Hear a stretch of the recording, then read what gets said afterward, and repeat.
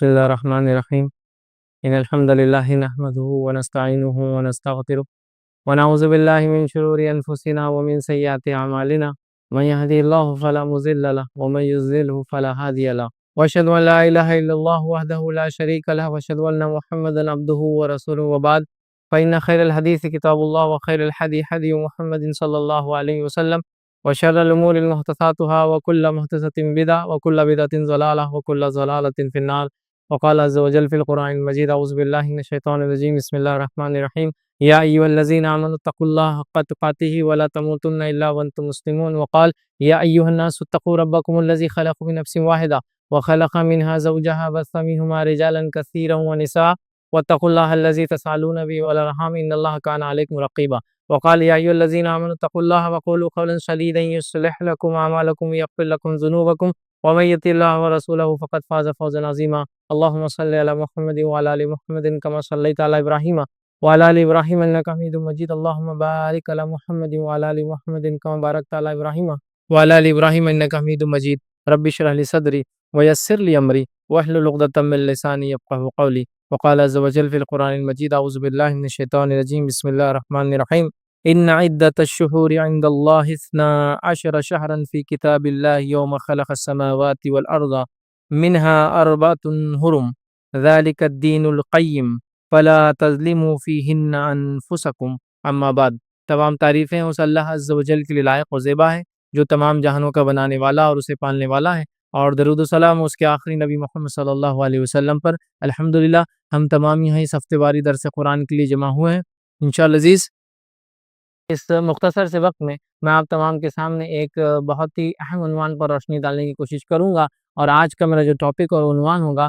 ماہ محرم کی فضیلت یا ماہ محرم کی فضیلت اور اس میں کرنے والے اعمال انشاءاللہ عزیز اس بات پر میں روشنی ڈالنے کی آج کوشش کروں گا تاکہ محرم کا جو مہینہ ہماری زندگی میں اللہ رب العزت بھیجتا ہے جو حرمت والے مہینوں میں سے یاد رکھے ایک مہینہ ہے یہ ان محترم مہینوں میں سے جن کی حرمت کا اللہ رب العزت نے حکم دیا کب سے یہ محترم ہے جب سے اللہ رب العزت نے آسمان و زمین کی پیدائش کی اور پھر نبی محترم صلی اللہ علیہ وسلم نے بہت سارے اعمال اس کے اندر کیے یا نبی اکرم صلی اللہ علیہ وسلم نے کچھ خاص اعمال اس مہینے کے اندر کیے یا اس کے اندر اس مہینے کی محترم ہونے کے علاوہ بھی اس کے اندر عاشورہ جو ایک دن آتا ہے اس کی بھی اپنی ایک فضیلت ہے یاد رکھیے اور اس میں بھی کرنے والے کچھ مخصوص اعمال ہے یاد رکھیے تو آج میں من جملہ ماہ محرم جو ہے اس کے اندر اس کی فضیلت کیا ہے پہلے ہم دیکھیں گے اور اس میں کرنے کے لیے جو نبی اکرم صلی اللہ علیہ وسلم نے جو کام کیے یا حکم دیا وہ کام کیسے کرے اور اس کام کے کرنے میں جو مسائل ہیں انشاءاللہ عزیز جو روزہ رکھنے کا حکم دیا اس کے تعلق سے کچھ باتیں انشاءاللہ عزیز میں آج آپ کے سامنے رکھنے کی کوشش کروں گا ہمیں چاہیے کہ ہم جو ہے سب سے پہلے تو دین اسلام جن چیزوں کا حکم دیتا ہے اور جن چیزوں سے روکتا ہے اس معاملے میں بڑے محتاط رہیں مطلب جن کاموں کے کرنے کا حکم دیتا ہے جن سے رکنے کا حکم دیتا ہے اس سے بڑے محتاط رہیں مطلب جن کو کرنے کا حکم دیتا ہے وہ کرے جن سے روکتا ہے ان اعمال سے ہم رکے اسی طرح جو حرمت والے مہینے جو کہ 4 ہے یاد رکھیے ان حرمت والے مہینوں میں ہمیں حکم ہے کہ ہم نیکیوں میں اضافہ کریں اور گناہوں معصیت سے برائی سے اپنے نفس کو جو ہے روکے رکھے یا اپنے نفس کو برائی سے دور رکھے یاد رکھے اور ظلم اور زیادتی خاص طور سے اس سے اپنے آپ کو بچائے لیکن اتنی افسوس کی بات ہے ہم اسلامی مہینے جانتے ہی نہیں ہیں اب وہ حرمت والے مہینے میں کون سے 4 آتے ہیں ہمیں علم نہیں ہوتا ہے نتیجہ یہ ہوتا ہے کہ وہ مہینے آ کر زندگی میں جاتے رہتے ہیں اور کچھ لوگوں کو کم از کم چلی یہ تو وہ ہے کہ بس اسلامی سال بدل گیا تو کچھ نہ کچھ بہرحال وہ اس معاملے میں محتاط ہوتے ہیں کہ اب سال بدل گیا محرم شروع ہو گیا لیکن بہت سارے لوگ تو ایسے کہ ان کو یہ افسوس صاحب کہہ رہا ہوں اسلامی سال کب شروع ہوتا ہے یا اسلامی مہینے کون کون سے اس کا کچھ بھی علم نہیں صرف ایک مہینہ ہے جس کے تعلق سے کچھ سن لیتے وہ ہے رمضان یہ پتہ ہوتا ہے کہ رمضان ایک مہینہ ہے اسلامی اس کا کچھ مہینے ان کے بدعت یا ان کے اندر کیے جانے والے گناہ اور معصیت سے جانے جاتے ہیں اور کچھ مہینے ایسے جن میں چونکہ کچھ ہوتا نہیں ہے تو ہم اس کو جانتے بھی نہیں ہے نا تو ہم رمضان کو جانتے ہیں ٹھیک ہے اس لیے کہ اس میں روزے رہتے ہیں کچھ لوگ جو رمضان کے بعد شوال کے روزے رکھتے ہیں 6 تو بہرحال وہ شوال کو تھوڑا بہت جانتے ہیں کچھ لوگ جو ہے رجب کو جانتے ہیں کہ اس میں چونکہ معراج منانا ہے اور کچھ لوگ جو ہے اسی طرح شعبان کو جانتے ہیں چونکہ اس میں برات منانا ہے اس کے علاوہ تو بہت کم مہینے یا پھر محرم آتا ہے تو کچھ نہ کچھ اس میں رسومات وغیرہ ہوتے تو محرم کو یاد کرتے ہیں لیکن ان کی ترتیب کیا ہے یہ مہینوں کی اہمیت کیا ہے شریعت نے مہینے کیا اور کیسے ان کے تعلق سے بڑی افسوس کے ساتھ مجھے کہنا پڑ رہا ہے ہم لوگوں کو علم نہیں ہے بلکہ اسلامی مہینے کتنے ہیں اور کیسے ہیں اور کون کون سے ہیں، یہ بھی اکثر لوگ نہیں جانتے ہیں۔ ورنہ ہم اپنے آپ سے ہی اپنے بچوں سے یہ پوچھ لیں کہ انگلش مہینے کون کون سے ہیں تو ہم سب بتا سکتے ہیں، ایک کے بعد ایک، کہ بھائی جنوری، فروری، مارچ، اپریل، مئی، جون، جولائی، اگست، سپٹمبر، اکتوبر، نومبر، دسمبر، یہ ہو گئے۔ لیکن اگر یہی پوچھ لیا جائے کہ اسلامی مہینے کون کون سے، تو ہمارے لیے بہت مشکل ہوں گی، کیونکہ یوز نہیں کرتے، اچھا استعمال نہیں کرتے، کم از کم یاد کرنا چاہیے، وہ بھی نہیں ہوتا ہے۔ لیکن چلو الحمدللہ اتنا تو ہے، شادی کے کارڈ پہ تو لکھے جاتے ہیں، کم از کم اس سے تو کبھی یاد آ جاتا ہے، وہ بھی اردو پڑھنے والوں کو۔ انگلش میں کوئی وہ ڈیٹ بھی نہیں لکھی جاتی کہ اسلامی مہینہ محرم شروع ہوتا، محرم، صفر، ربیع الاول، ربیع الثانی، جمادی الاول، جمادی الثانی، رجب، شعبان، رمضان، اس کے بعد شوال اور ذوالقعدہ اور ذوالحجہ، ٹھیک ہے۔ تو یہ ایک کے بعد ایک مہینے یاد رکھیں، تو ہمیں وہ مہینے بھی یاد نہیں ہوتے، یاد رکھیں، ٹھیک۔ اور چند مہینے جو یاد ہیں وہ مختلف چیزوں کی وجہ سے یاد ہیں، ان کی حقیقتوں کی وجہ سے یاد نہیں۔ ربیع الاول آیا تو نبی اکرم صلی اللہ علیہ وسلم کی پیدائش، اس وجہ سے ہم کو یاد ہوگا، چلو ربیع الاول ہے اس میں۔ محرم آیا تو کچھ لوگوں کے لیے خوشی اور کچھ لوگوں کی غم، چلو اس سے اس کو یاد رکھ لیا۔ رجب آیا تو بولے 27 کو معراج منانا ہے، اور شعبان آیا تو 15 کو جو ہے برات منانی ہے۔ رمضان تو بہرحال رمضان ہی ہے، چونکہ گناہ معاف کر کے اگلا اکاؤنٹ کھولنا ہے گناہ کا، تو وہ تو یاد رکھنا ضروری بھی ہے۔ سوال میں روزے رکھ لے تو کچھ یاد ہو جاتا ہے، ورنہ اس کی ترتیب کیا ہے، مہینے کیا ہے، کیا ان کے فضائل ہے، اس میں محترم مہینے کون سے، یہ بھی نہیں معلوم۔ بہت سارے لوگ تو یہ سمجھتے ہیں کہ جو 4 حرمت والے مہینے اس میں رمضان بھی ایک ہے، کتنی عجیب بات ہے۔ تو ہم کو یہ چیز جاننے کی ضرورت ہے، اسلامی کیلنڈر، اسلامی مہینے، ان کی امپورٹنس کیا، ان کی اہمیت کیا ہے، وہ بھی جاننے کی ضرورت ہے، اور والدین کے لیے ضروری ہے کہ اپنے بچوں کے اس معاملے میں وہ تاکید اور نصیحت کریں۔ چلیے آئیے، محرم کے تعلق سے چونکہ آج میرا لیکچر ہے، محرم اسلامی کیلنڈر کا پہلا مہینہ ہے، تو یہیں سے شروع کرتے کیوں، اور انشاءاللہ اس کے بھی فضائل دیکھیں گے، تاکہ یہ بھی پتہ چل جائے کہ اسلامی کیلنڈر کا پہلا مہینہ کیوں مانا جاتا ہے، یا سن ہجری جس کو کہتے ہیں، ٹھیک ہے، یا ہجرہ جو ہوتا ہے اس سے جو کیلنڈر چلتا ہے جس کو اسلامی کے مسلم کیلنڈر کہتے ہیں، اس کا یہ پہلا مہینہ کیوں ہے۔ تو یاد رکھیے، نبی اکرم صلی اللہ علیہ وسلم کے زمانے میں تعداد مہینوں کی اتنی تھی جتنی 12 ہے، ٹوٹل کتنے مہینے اسلامی مہینے، 12 ان کی تعداد ہے، یاد رکھیے، ٹھیک ہے۔ اور اسلامی کیلنڈر لونار مطلب چاند سے چلتا بنسبت سورج کے، یاد رکھیے، سولار نہیں لونار ہوتا ہے، جس کے اندر کم و بیش 355 دن ہوتے ہیں، یاد رکھیے، 355 ڈیز کے اراؤنڈ، اس کے اندر اپروکسیمیٹ کہہ رہا ہوں، یاد رکھیے، اس کے اندر دن ہوتے ہیں، مطلب سولار کیلنڈر میں 365 ہوتے ہیں، اس کے اندر 10 دن اس سے کم ہوتے چلے جاتے ہیں، یاد رکھیں، ٹھیک ہے۔ اور اس کے اندر 12 مہینے، اور یہ 12 مہینے کب سے، جب سے اللہ تعالیٰ نے آسمان اور زمین کو پیدا کیا، یاد رکھیے، ابھی کسی نے بنائے ہوئے نہیں، یاد رکھیے، یہ پہلے سے ہے، پہلے سے نبی اکرم صلی اللہ علیہ وسلم پہلے سے، کائنات جب وجود میں آئی تب سے ہی مہینوں کی تعداد اتنی 12 ہے، اور ایسے کے ایسے ہی، یاد رکھیں، ٹھیک ہے۔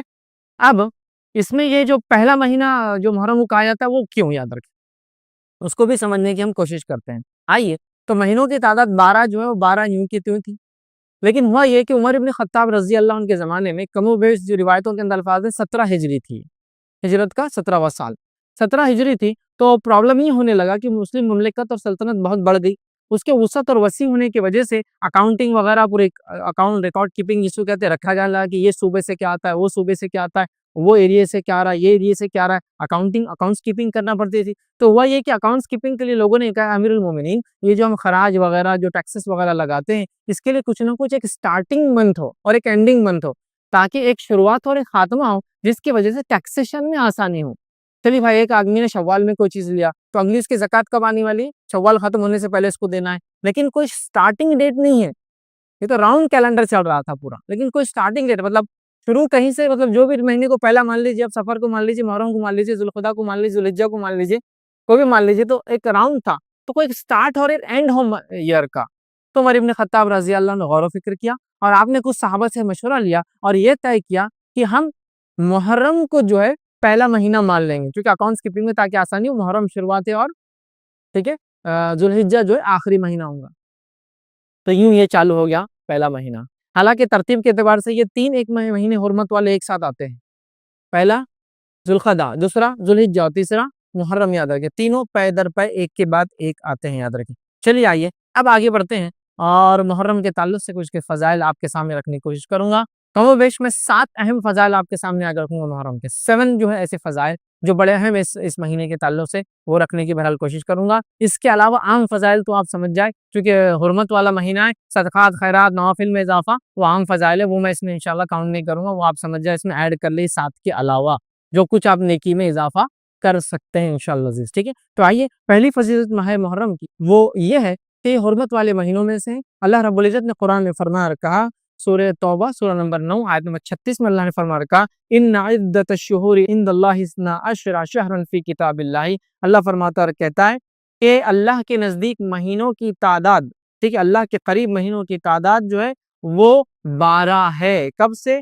فی کتاب اللہ یوم خلق السماوات والارض، کہ اللہ کے قریب 12 ہے جب سے اللہ نے آسمان اور زمین کو پیدا کیا. تو منتھس کی کاؤنٹنگ کو بھی آپ چینج نہیں کر سکتے کیونکہ اللہ کی طرف سے اپوائنٹڈ 12 منتھس ہے، یاد رکھیے. ٹھیک ہے، تو اللہ نے کہا کہ جب سے آسمان اور زمین کو پیدا کیا منہا اربعۃ حرم، اور ان کے اندر 4 ایسے جو حرمت والے ہیں، محترم ہیں.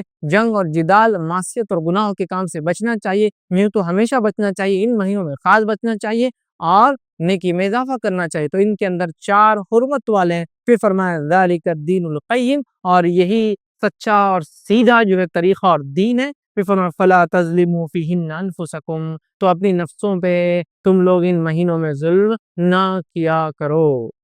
تو ان مہینوں میں تم اپنے نفسوں پہ ظلم نہ کیا کرو، یاد رکھیے. ٹھیک ہے، اب اس کے پیچھے بہت لمبے لمبے تاریخی واقعات ہیں، میں اس میں نہیں جاؤں گا، بس مختصر بیان کروں گا.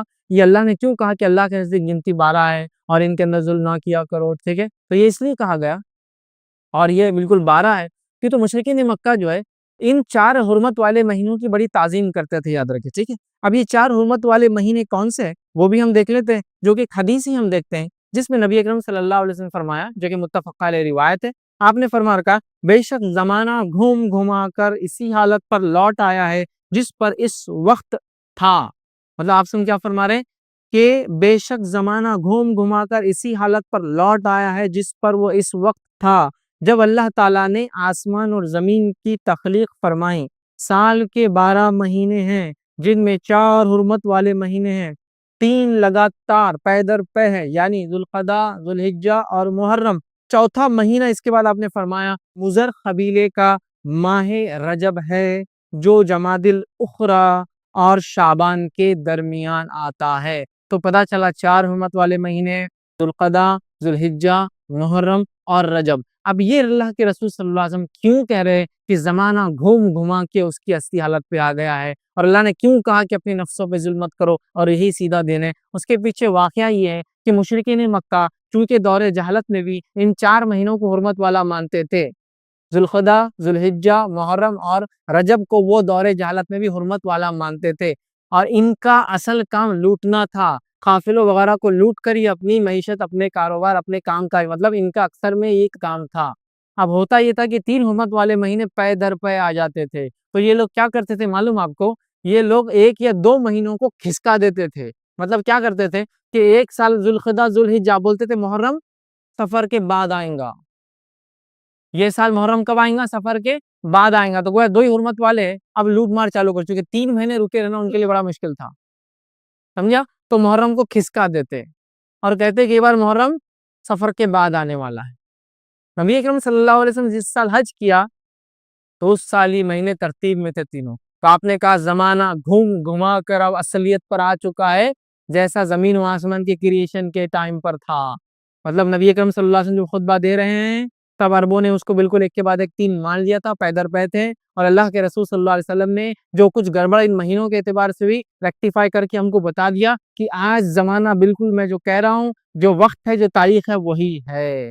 اور جو مشرکین نے خلط ملط کر دیا تھا، مہینوں کو ٹرانسفر کرتے تھے کہ یہ سال سفر پہلے آئیں گا اور محرم بعد میں آئیں گا، ٹھیک ہے، تو وہ اب سب ختم ہو گیا ہے اور 4 حرمت والے مہینے ہیں. تو گویا مشرکین بھی ان چاروں کو حرمت والا مانتے تھے. تو گویا محرم کی سب سے بڑی، سب سے پہلی، سب سے اول فضیلت یہ کہ یہ حرمت والے مہینوں میں سے ایک مہینہ ہے، اللہ کے چوزن منتھس میں سے ایک منتھ ہے جو محترم ہے، حرمت والا ہے. مطلب اس کے اندر بہت سارے گناہ اور ایسے اعمال سے جو عام دنوں میں بھی حرام ہے، ان ایام میں بدرجہ اولا حرام ہے کرنا، سمجھا؟ تو محترم حرمت والا اسی لیے کہا جا رہا ہے کہ اندر بہت ساری چیزیں جو عام جگہ حلال ہے ان مہینوں میں حرام ہے. جنگ جدال کرنا، پہلا ڈیفنس کر سکتے، اٹیک نہیں کرنا، تو یہ ساری چیز اس میں انکلوڈیڈ ہے، یاد رکھیں. تو یہ 4 محترم مہینوں میں سے ایک مہینہ ہے. تو یہ سب سے پہلی محرم کی فضیلت ہے، یاد رکھیں. آئیے آگے بڑھتے ہیں. محرم کی دوسری اہم فضیلت کیا ہے وہ آپ کے سامنے رکھتا ہوں. دوسری محرم کی اہم فضیلت ہے وہ یہ ہے، اللہ نے فرمایا جو سورہ توبہ کی آیت نمبر 36 کا ایک حصہ تھا، فلا تظلموا فیہن انفسکم، تو ان مہینوں میں اپنے نفسوں پر ظلم نہ کرو، کہ ان مہینوں میں اپنے نفس سے ظلم نہ کرو، گناہ اور معصیت کاموں سے بچو۔ محترم مہینہ ہے، گناہ کرو گے تو شدت ہے اس گناہ کی، ٹھیک ہے، نیکی کروں گے تو افضل ہے ان ایام میں، تو کہ اپنی نفسوں پر ظلم نہ کرو، اللہ رب العزت نے کہا، یاد رکھے۔ تو پتہ چلا عام مہینوں کے اعتبار سے ان مہینوں میں گناہ اور معصیت کرنا، یاد رکھیے، یہ زیادہ جو ہے بری بات ہے، اس اعتبار سے کہ اس مہینے کی عظمت و حرمت ہے۔ حالانکہ امام قتادہ رحمۃ اللہ علیہ فرماتے ہیں، ان کا قول ہے، حرمت والے مہینوں میں ظلم کرنا دیگر ماہ کے بنسبت ظلم کرنے سے زیادہ بڑا گناہ ہے اور غلطی کا کام ہے۔ اگرچہ ظلم کرنا ہر حال میں عظیم گناہ ہے، مگر اللہ اپنے امر میں سے جسے چاہتا ہے عظیم بنا دیتا ہے۔ تو امام قتادہ رحمۃ اللہ علیہ جو بڑے مشہور مفسرین میں بھی ہیں، ان کے اقوال آپ سنتے ہیں کہ بار بار وہ فرماتے ہیں کہ ان ایام میں حرمت والے 4 مہینوں میں گناہ کرنا بڑا زیادہ گناہ ہے۔ حالانکہ گناہ تو گناہ ہی ہے، ہر بار گناہ کا گناہ ہی ملے گا، لیکن چونکہ اللہ نے ان کو حرمت والا قرار دیا ہے، اس میں گناہ کرنا ایک عظیم گناہ ہے، مطلب اس کا گناہ زیادہ ملے گا۔ تو ہمیں ان مہینوں میں اپنے آپ کو ظلم، زیادتی اور گناہ اور معصیت سے بچانا چاہیے اور نیکی میں اضافہ کرنا چاہیے۔ تو گویا یہ مہینے میں اس کی حرمت میں، اس کی فضیلت میں ایک فضیلت یہ ہے کہ اس میں ہمیں نیکیوں میں اضافہ کرنا چاہیے، گناہوں سے رکنا چاہیے، کیونکہ یہ حرمت والا مہینہ ہے۔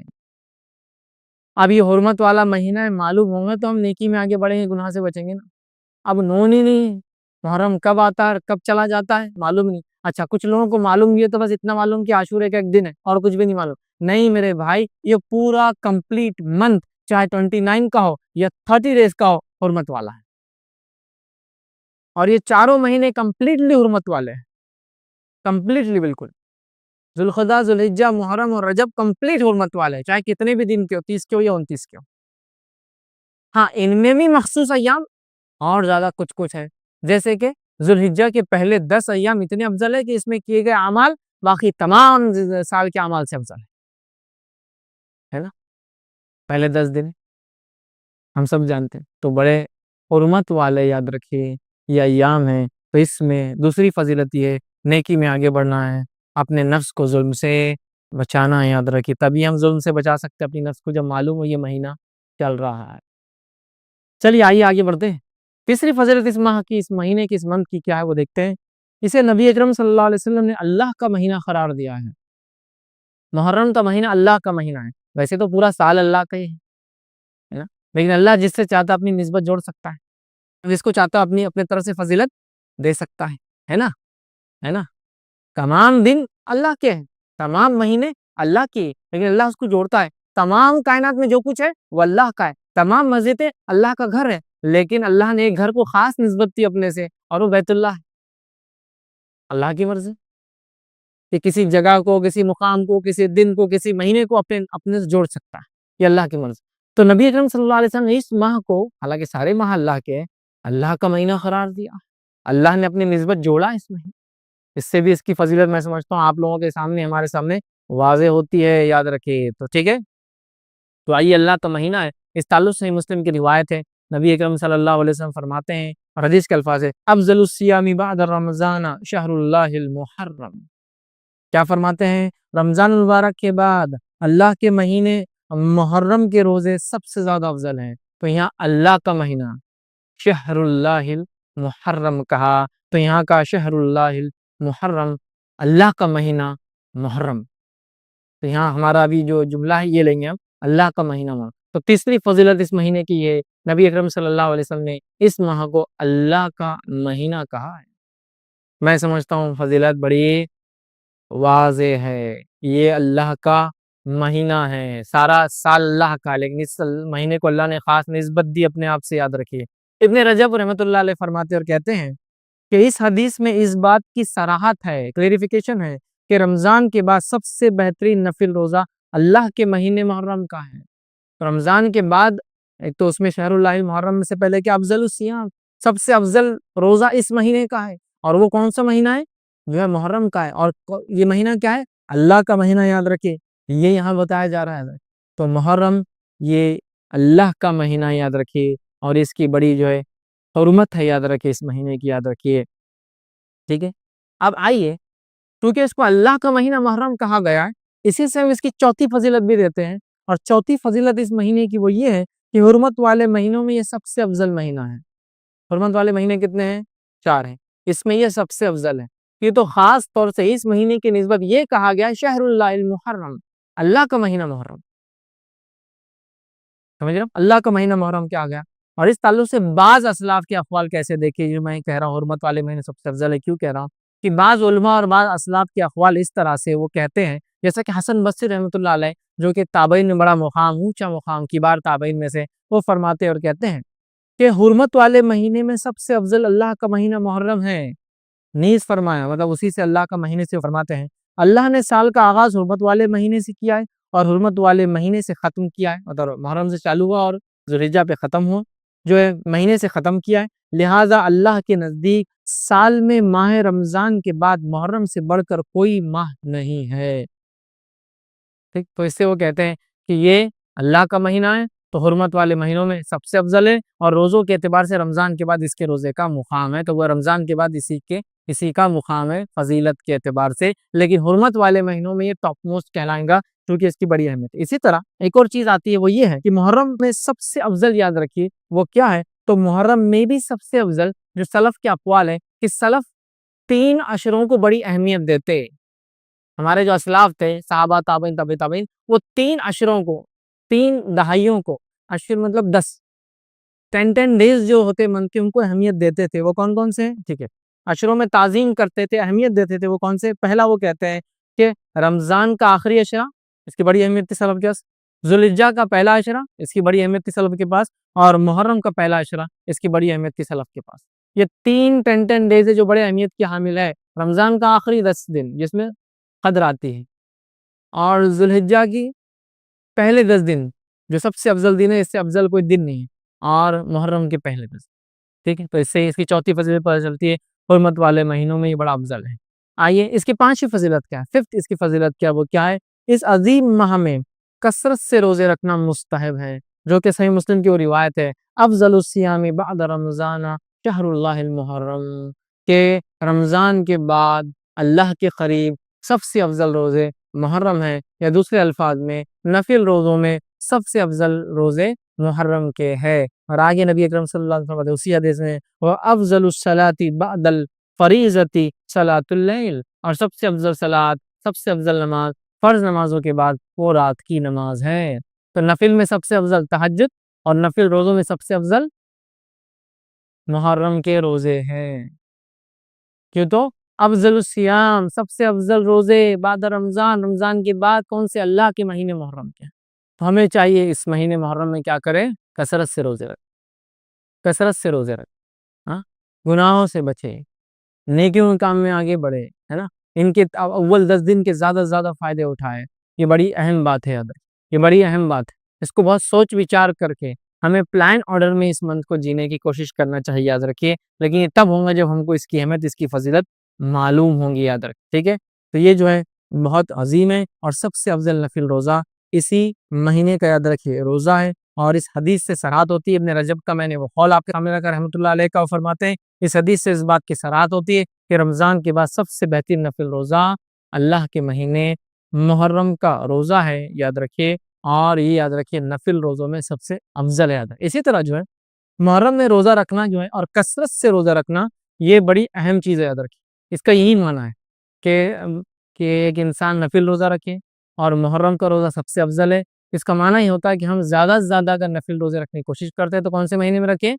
محرم کے مہینے میں رکھنے کی کوشش کریں، یاد رکھیں، کیونکہ نبی اکرم صلی اللہ علیہ وسلم رمضان کے علاوہ بھی، یا رمضان کے علاوہ نبی اکرم صلی اللہ علیہ وسلم نے، یاد رکھیے، اس بات کو بھی آپ ذہن میں رکھیں کہ نبی اکرم صلی اللہ علیہ وسلم نے رمضان کے علاوہ کسی مہینے کے پورے روزے نہیں رکھے، مطلب یہ ہوا کہ محرم کے مہینے جس کو کہیں گے یہ پسندیدہ ہے کہ اس کو زیادہ سے زیادہ انسان رکھے، لیکن زیادہ سے زیادہ کا معنی یہ نہیں کہ پورے مہینے کی، لیکن کو رکھتا ہے تو کوئی گناہ نہیں کرتا، یاد رکھے، کیونکہ اس کا معنی ہے کہ جس کو کہیں گے یہ پسندیدہ چیز ہے کہ ہم زیادہ سے زیادہ کوشش کریں، لیکن نبی اکرم صلی اللہ علیہ وسلم نے رمضان کے جیسا روزہ، مطلب پورے مہینے کا روزہ رمضان کے علاوہ کسی مہینے کا نہیں رکھا، اور متفق علیہ روایت ہے، اس کے الفاظ اس طرح سے ہے کہ رمضان کے علاوہ نبی اکرم صلی اللہ علیہ وسلم نے کبھی بھی جو ہے ایک ماہ کے مکمل روزے نہیں رکھا، اور نہ ہی شعبان سے زیادہ کسی مہینے میں روزے رکھے۔ جسے پتہ چلا کہ محرم کا مہینہ یہ پسندیدہ ہے، کوشش کرنا چاہیے رکھے، لیکن پورے مہینے کا رکھنا نبی اکرم صلی اللہ علیہ وسلم ثابت نہیں ہے۔ آپ نے صرف رمضان کے پورے رکھے، اور سب سے زیادہ روزے جس مہینے کے آپ رکھتے تھے وہ کون سا تھا؟ شعبان تھا، یاد رکھیں۔ اب ایک اشکال ہو سکتا ہے ذہن میں کہ جب محرم کا مہینہ سب سے افضل مہینہ ہے تو نبی اکرم صلی اللہ علیہ وسلم نے محرم میں سب سے زیادہ روزے کیوں نہیں رکھے؟ تو اس کے لیے علماء لکھتے ہیں ہو سکتا ہے محرم کی فضیلت نبی اکرم صلی اللہ علیہ وسلم کو بعد میں بتائی گئی ہو، اور اس سے پہلے آپ شعبان کے روزے رکھتے رہے۔ ہو سکتا ہے محرم کی فضیلت تو پہلے بتائی گئی ہو، لیکن غزوات، سفر یا بیماری کی وجہ سے اللہ کے رسول نے اس کے روزے زیادہ نہ رکھے ہو، کچھ بھی ریزن ہو سکتا ہے، لیکن افضل تو سب سے کون سے؟ محرم کے۔ لیکن نبی اکرم صلی اللہ علیہ وسلم نے کمپلیٹ منتھ کے روزے صرف رمضان کے رکھے، اور رمضان کے علاوہ شعبان سے زیادہ روزے آپ کسی مہینے میں نہیں رکھتے تھے، یاد رکھیں، ٹھیک ہے۔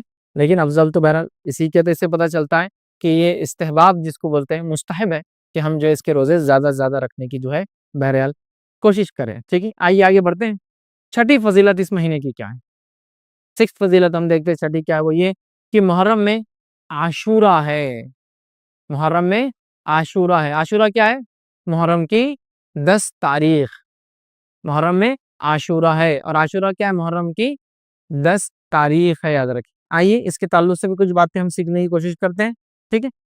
جمہور کے نزدیک، سلف اور خلف کے نزدیک، یاد رکھیے، محرم کی 10 تاریخ کو عاشورہ کہتے ہیں۔ اس میں کوئی اختلاف نہیں کہ عاشورہ کب آتا ہے، محرم کی 10 تاریخ کو عاشورہ کہتے ہیں۔ لیکن ایک بات وضاحت کر دوں، لوگوں نے اس تعلق سے بڑی جھوٹی سچی روایتیں بیان کی، یاد رکھیے، اتنی کہ کبھی کبھار تو کاؤنٹ نہیں کر سکتے۔ لیکن عاشورے کے تعلق سے اکثر روایتیں ضعیف اور موضوع ہے، سوائے چند کو چھوڑ کے جو میں آپ کے سامنے رکھ دوں گا آج انشاءاللہ۔ سمجھ رہے ہیں؟ بہت سارے لوگ اس کی بہت ساری فضیلتیں بیان کرتے ہیں، یہ تک بیان کرتے ہیں کہ آسمان اسی دن بنا، زمین اسی دن بنا، آدم علیہ السلام اسی دن بنے، اسی دن زمین پہ بھیجے گئے، اسی دن توبہ قبول ہوئی، اسی دن یونس علیہ السلام مچھلی کے پیٹ میں گئے، اسی دن نکالے گئے۔ ایسی کوئی صحیح روایت نہیں ملتی ہے، یاد رکھیں۔ کیونکہ دیکھیے، جب بات آتی ہے فرمان نبی کی، مطلب قرآن کے علاوہ اگر وحی کا کوئی ذریعہ ہے تو فرمان نبی ہے صلی اللہ علیہ وسلم۔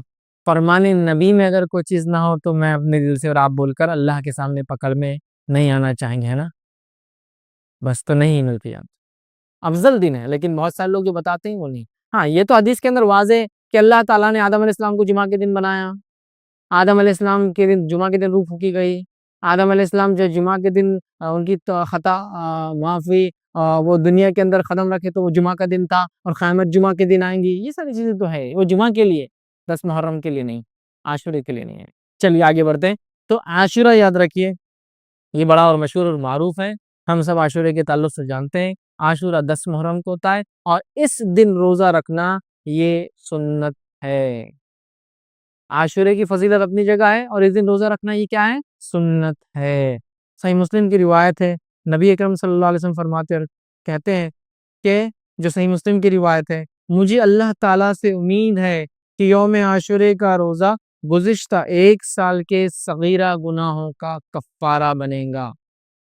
مجھے امید ہے کہ عاشورے کا روزہ پچھلے 1 سال کے صغیرہ گناہوں کا کفارہ بنے گا۔ حالانکہ حدیث میں صغیرہ نہیں ہے، لیکن میں ترجمے رکھا ہوں، کیوں؟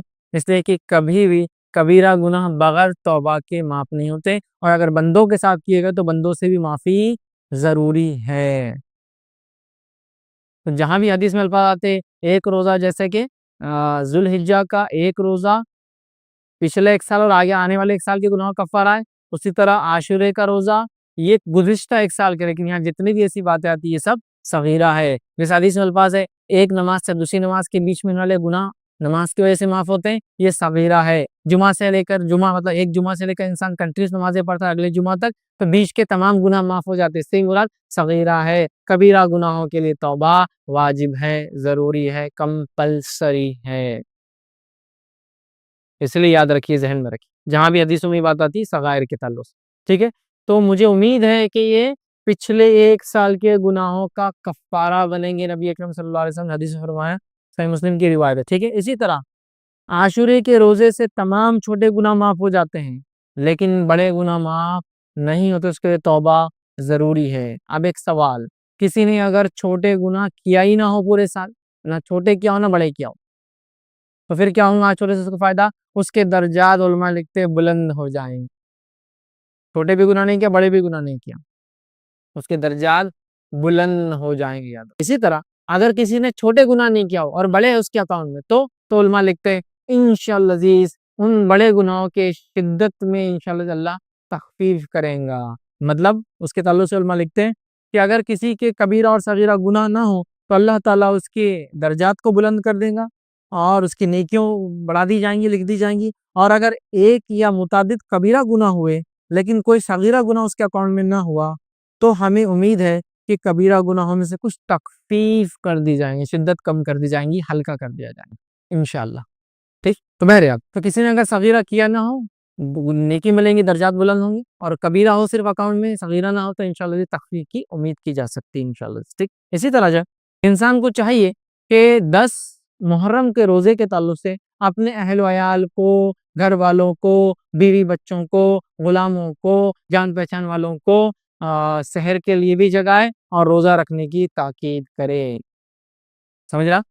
سحر کے لیے بھی جگانا چاہیے روزہ۔ سحر کے لیے میں کیوں کہہ رہا ہوں؟ کیونکہ یہ عام دنوں میں سحر کا ٹائم کسی کو معلوم نہیں ہوتا، خاص دنوں میں رمضان میں تو پورا اس کا تقویم آ جاتی ہے نا، ٹائم ٹیبل آ جاتا ہے۔ عام دنوں میں ٹائم ٹیبل نہیں ہوتا تو بڑا کنفیوژن ہو جاتا ہے۔ تو آپ لوگ آج کل تو بڑا آسان ہے، آپ اگر موبائل سے یوز کرتے ہیں تو آج کل تو ایسے ایپس ہیں جس میں آپ ڈال دیں کہ آج کا سحر کا آخری وقت، تہجد کا آخری وقت اور سحر کا آخری وقت ایک ہی ہوتا ہے، مطلب فجر کی سٹارٹ سے پہلے سحر کر سکتے ہو، تہجد بھی پڑھ سکتے ہو۔ آپ دیکھ لیں بآسانی آپ کو مل جائیں گا۔ ہر زمین زمانے علاقے کا الگ ٹائم ہوتا ہے، اس لیے میں کوئی ٹائم بول نہیں سکتا ہوں، لیکن فجر کی سٹارٹ سحر کا خاتمہ ہے، یا پھر جس کو کہیں گے تہجد کا آخری وقت، سحر کا آخری وقت۔ ٹھیک ہے، تو بہرحال آپ اٹھائے، سب کو تیار کرے۔ آئیے اس تعلق سے ایک صحابیہ کا واقعہ سنتے ہیں، اور وہ فرماتی ہے اور کہتی ہے، جن کا نام ربی بنت جو ہے معوذ رضی اللہ عنہ، وہ کہتی ہیں ہم خود اس روزے کو رکھتی تھی اور اپنے بچوں کو بھی روزہ رکھواتی تھی، اور ہم ان کے لیے اون کا گڑیا بنا دیتی تھی، مطلب اون کی گڑیا بنا دیتی تھی۔ چنانچہ ان میں سے جب کوئی کھانے کے لیے ضد کرتا یا روتا تو وہ گڑیا ہم کھیلنے دیتے تاکہ افطار تک وہ کھیل میں مشغول رہے، مائنڈ ڈائیورٹ کرنے بچوں کا۔ تو وہ بڑے بھی رکھتے تھے، بچے بھی رکھتے تھے، اور بچوں کا مائنڈ ڈائیورٹ کرنے میں اون کی گڑیا بنا کے رکھتے تھے۔ سمجھ رہا ہوں؟ تو عبادتوں میں بچے بھی شامل ہوں گے، اور بچوں کا خیال رکھنا بھی اس حدیث سے پتہ چلا کہ صحابیات پہلے سے ان کے کھیلنے ملنے کا انتظام کر دیتے تھے، حالانکہ یہ بہت غربت والا زمانہ تھا، تو اون ہوتا تھوڑا سا گڑیا بنا دی، بچہ ضد کرا تھا روزے میں کہ مجھے کھانا ہے، کھیلنے دے دی تاکہ وہ کھیل میں لگ جائے اور روزہ کمپلیٹ ہو جائے، افطار تک کھیلتا رہے، یاد رکھ۔ اور جو روایت دیکھی متفقہ علیہ تھی، وہ جو صحابیات گڑیا بناتی تھی۔ ٹھیک ہے، اب جو 10 محرم کا جو روزہ ہے، جب نبی اکرم صلی اللہ علیہ وسلم نے اس کا حکم دیا تو آپ کو بتایا گیا کہ اس دن جو ہے یہود اور نصارہ بھی روزہ رکھتے ہیں۔ ٹھیک ہے، تو نبی اکرم صلی اللہ علیہ وسلم نے فرمایا کہ ان کی مخالفت میں ہم پھر 2 روزے رکھیں گے۔ جب آپ کو بتایا گیا کہ یہ روزہ یہود اور نصارہ بھی رکھتے ہیں تو نبی اکرم صلی اللہ علیہ وسلم نے فرمایا ان کی مخالفت میں ہم 2 روزے۔ آئیے ابن عباس رضی اللہ عنہ کی ایک روایت ہے، آپ فرماتے اور کہتے ہیں، اس روایت کے الفاظ دیکھیں، جب رسول اللہ صلی اللہ علیہ وسلم نے یوم عاشورہ کا روزہ رکھا اور دوسروں کو بھی اس کا حکم دیا تو صحابہ کرام نے عرض کیا، اے اللہ کے رسول صلی اللہ علیہ وسلم، جو ہے یہود اور عیسائی، مطلب یہود اور نصارہ بھی، عیسائی بھی تو اس دن کی تعظیم کرتے ہیں، تو اللہ کے رسول صلی اللہ علیہ وسلم فرمایا اگر اللہ نے چاہا تو میں آئندہ برس ہم، مطلب اللہ نے چاہا تو ہم یا ہم لوگ یا میں آئندہ برس جو ہے 9 محرم کا روزہ بھی رکھیں گی۔ ابن عباس رضی اللہ عنہ فرماتے اور کہتے ہیں کہ نبی اکرم صلی اللہ علیہ وسلم آئندہ سال آنے سے قبل ہی انتقال کر گئے۔ جب آپ نے یہ حکم دیا کہ عاشورہ کا ایک روزہ پچھلے ایک سال کے گناہ کفارہ ہے، تو آپ کو بتایا گیا اس دن کی تعظیم تو یہود و نصارہ بھی کرتے ہیں، جوز اینڈ کرسچنز بھی کرتے ہیں، تو آپ نے کہا ان کی مخالفت میں ہم ایک نہیں 2 روزے رکھیں گے۔ اب ان کی مخالفت کی بات کیوں ہو رہی ہے؟ اس لیے کہ یہود و نصارہ نے اپنی کتاب کی مخالفت کی، اللہ کی مخالفت کی، اس لیے نبی اکرم صلی اللہ علیہ وسلم نے آخری نبی نے ان کی مخالفت کی۔ دشمنی سے نہیں، لوگ بولتے ہیں دشمنی سے نہیں، کیونکہ انہوں نے اللہ سے دشمنی رکھی، اللہ کے احکامات کو نہیں مانا، پیدا کرنے والے کے حکم کو نہیں مانا، اس لیے ہم ان کی مخالفت کریں، ورنہ کوئی دشمنی نہیں ہے اس کے علاوہ۔ سمجھ رہا؟ تو آپ نے ان کی مخالفت کیا تھا۔